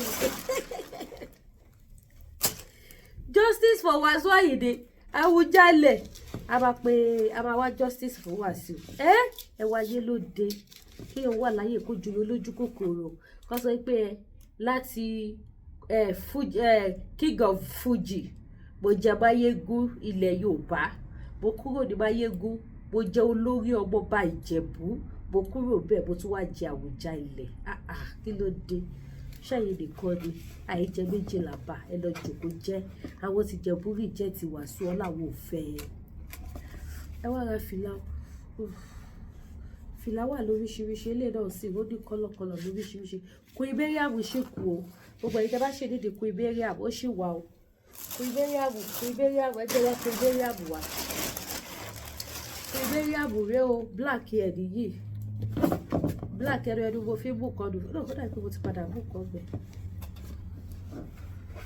ọ̀wọ́ pé ṣé máa wá kó fìlà jọ sílé ni láì pé mo ti padà mú kan yá mo ti mú kan bẹ̀ òun nìyí Queen Mariam ó fà bí tẹ bá gbọ́ pé ó ṣẹ̀ṣẹ̀ wo bó ṣe ń kọ mọ̀nàmọ̀nà kọ́lọ́kọ́lọ́ ẹ̀ wà Queen Mariam ó wà available ẹ wá ra ọtí lédi kéńtà Odùduwà nation no go back ilẹ̀ Oòduà ò ní bàjẹ́ ẹ wá ra ọtí mò ń tà ẹ jọ ṣé àwọn fìlà yẹn mo ní wọn lóríṣiríṣi tí bá ní kí n display gbogbo sample fìlà tí mo ní program yìí máa gùn gan àdínkúrò bẹ́ẹ̀ gbogbo ẹ̀yin bọ́bì bẹ̀yìn dádì mi gbogbo ẹ̀yin tẹ́ fẹ́ ra máa bá wa ó ti tán wọ́n láì pé mi ìdẹ̀fẹ́ máa kó wá púpọ̀ ni at least ọjà téèyàn kó 50-60 ẹ̀ wọlé náà tó tán èèyàn gbìyànjú náà máa bá wa ti tán o gbogbo ẹ̀yin tẹ́ tí pè fún máa bá wa ẹ̀yin owó kan tó kù mo reserve ẹ̀ fún dádì mi kan ni l'Amẹ́ríkà mo retí kọ́ send àdírẹ́sì wọn ni kí bá wọn ra send ẹ̀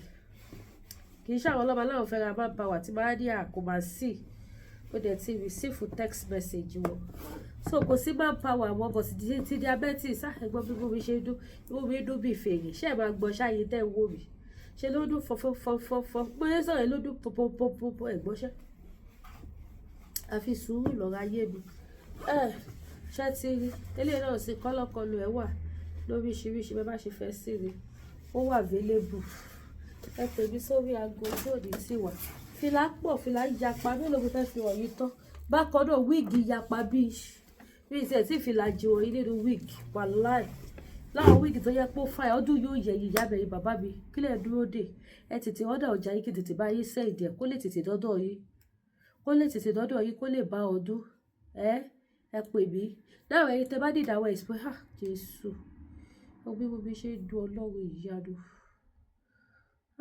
ti sú mi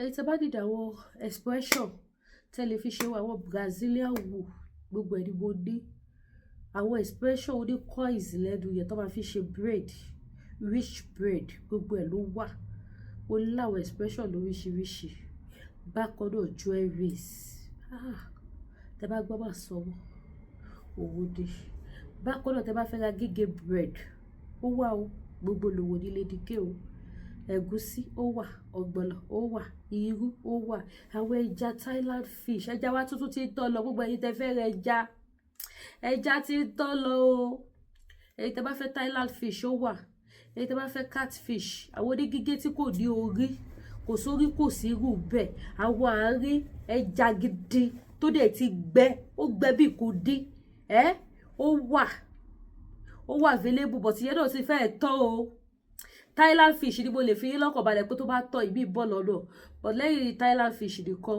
ló bọ̀ lọ́dọ̀ àwọn tó kù kò wá lọ́dọ̀ so ìtẹ́ bá dìde àwọn ẹja ó poroko àwọn orí ipa ńlá yẹn tó bá tóbi yẹn orí ipa ńlá ó wà o ìtẹ́ bá dìde epo pupa epo wà èlùbọ́ wà gàrí padoyam godibo tomatoes magido chicken ọṣẹ ìwẹ̀ dúdú oṣù ọṣẹ túrà dija apps ṣé mo gbé sí tòsí àbí ìgbé kankan sí tòsí àwọn tó wà ní showroom nìkan ló wà dija náà wà anyway tẹ́ bá ti fẹ́ ẹjẹ lọ gbé dija wà torí àwọn ènìyàn náà máa wò pé irú dija wo nìyẹn wọn ò níwọ̀n pé òun gbòó sọ ẹjẹ lọ mú wá.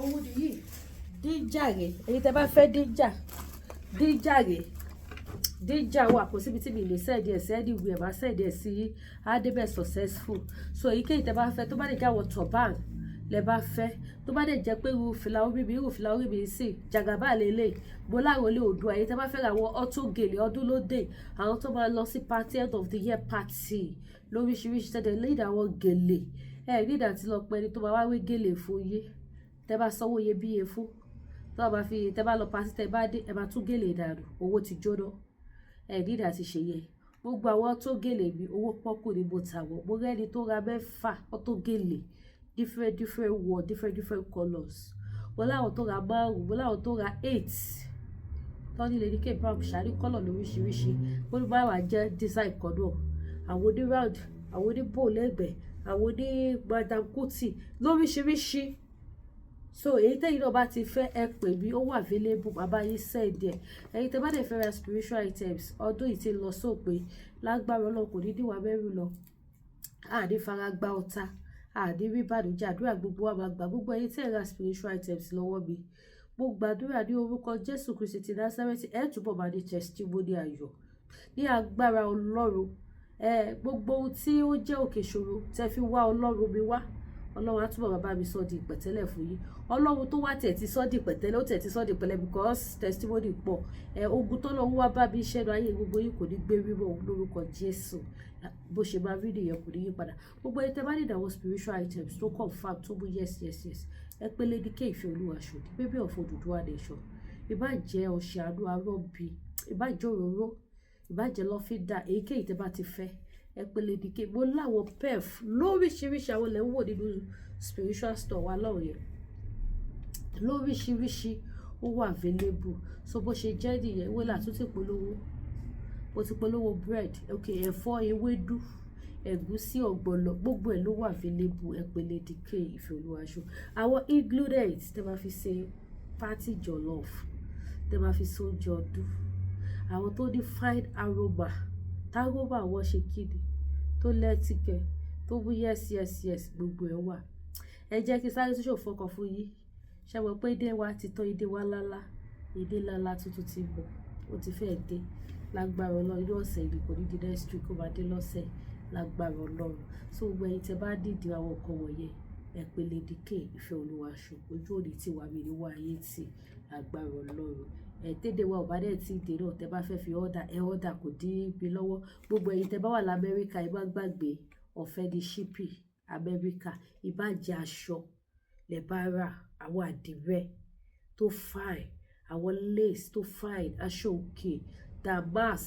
gbogbo ẹ̀ ọdún yóò yẹ ọdún ayọ̀ ni gbogbo wa máa ṣe bó bá dẹ̀ jẹ́ búbù náà ni tó bá dẹ̀ tún jẹ́ kaftan tó gbáàsì eléyìí tí mo wọ̀ sí búbù ni búbù lélẹ̀ àwọn kaftan wà ẹ wo kaftan yìí sí kaftan lélẹ̀ ẹ wo ó fine ẹ wo 2 pocket níwájú ẹ̀ àwọn kaftan àwọn aṣọ yẹn wà lọ́lọ́kọ̀ òjọ̀kan ẹ wo eléyìí náà gbogbo ẹ̀ ló wú yes ẹ tún wo ẹ wo kọ́lọ̀ yìí ẹ tún wá wo kọ́lọ̀ yìí ẹ tún wá wo iṣẹ́ ọwọ́ ilé iṣẹ́ tẹ̀lé iṣẹ́ ọwọ́ ilé ó wọ̀ mí lójú ó wú yes so èyí tẹ́ bá ti fẹ́ ẹ pé Lady K Ìfẹ́ Olúwaṣòdì gbogbo wọn dẹ̀ ló ní gèlè gbogbo ẹ̀ ló ní gèlè ẹ̀dídà ti dára yín láàbùbọ̀ so àdébí jù bẹ́ẹ̀ lọ lórí ètò ti tèmi Lady K Ìfẹ́ Olúwaṣòdì Baby of Odùduwà Nation ẹ̀yin mọ́mí ẹ̀yin dáàdì ẹ pè mí ẹ̀yin dáàdì aṣọ wà fẹ́ yìí náà ẹ má jẹ́ kó jáwọ́ mọ́mí nìkan lọ́wọ́ máa yọra ẹ̀yin náà ẹ yọra ẹ ń ṣiṣẹ́ nílùú òtútù ẹ wọ aṣọ tó dáa aṣọ tó fine tó mú yes ẹ wọ sára yín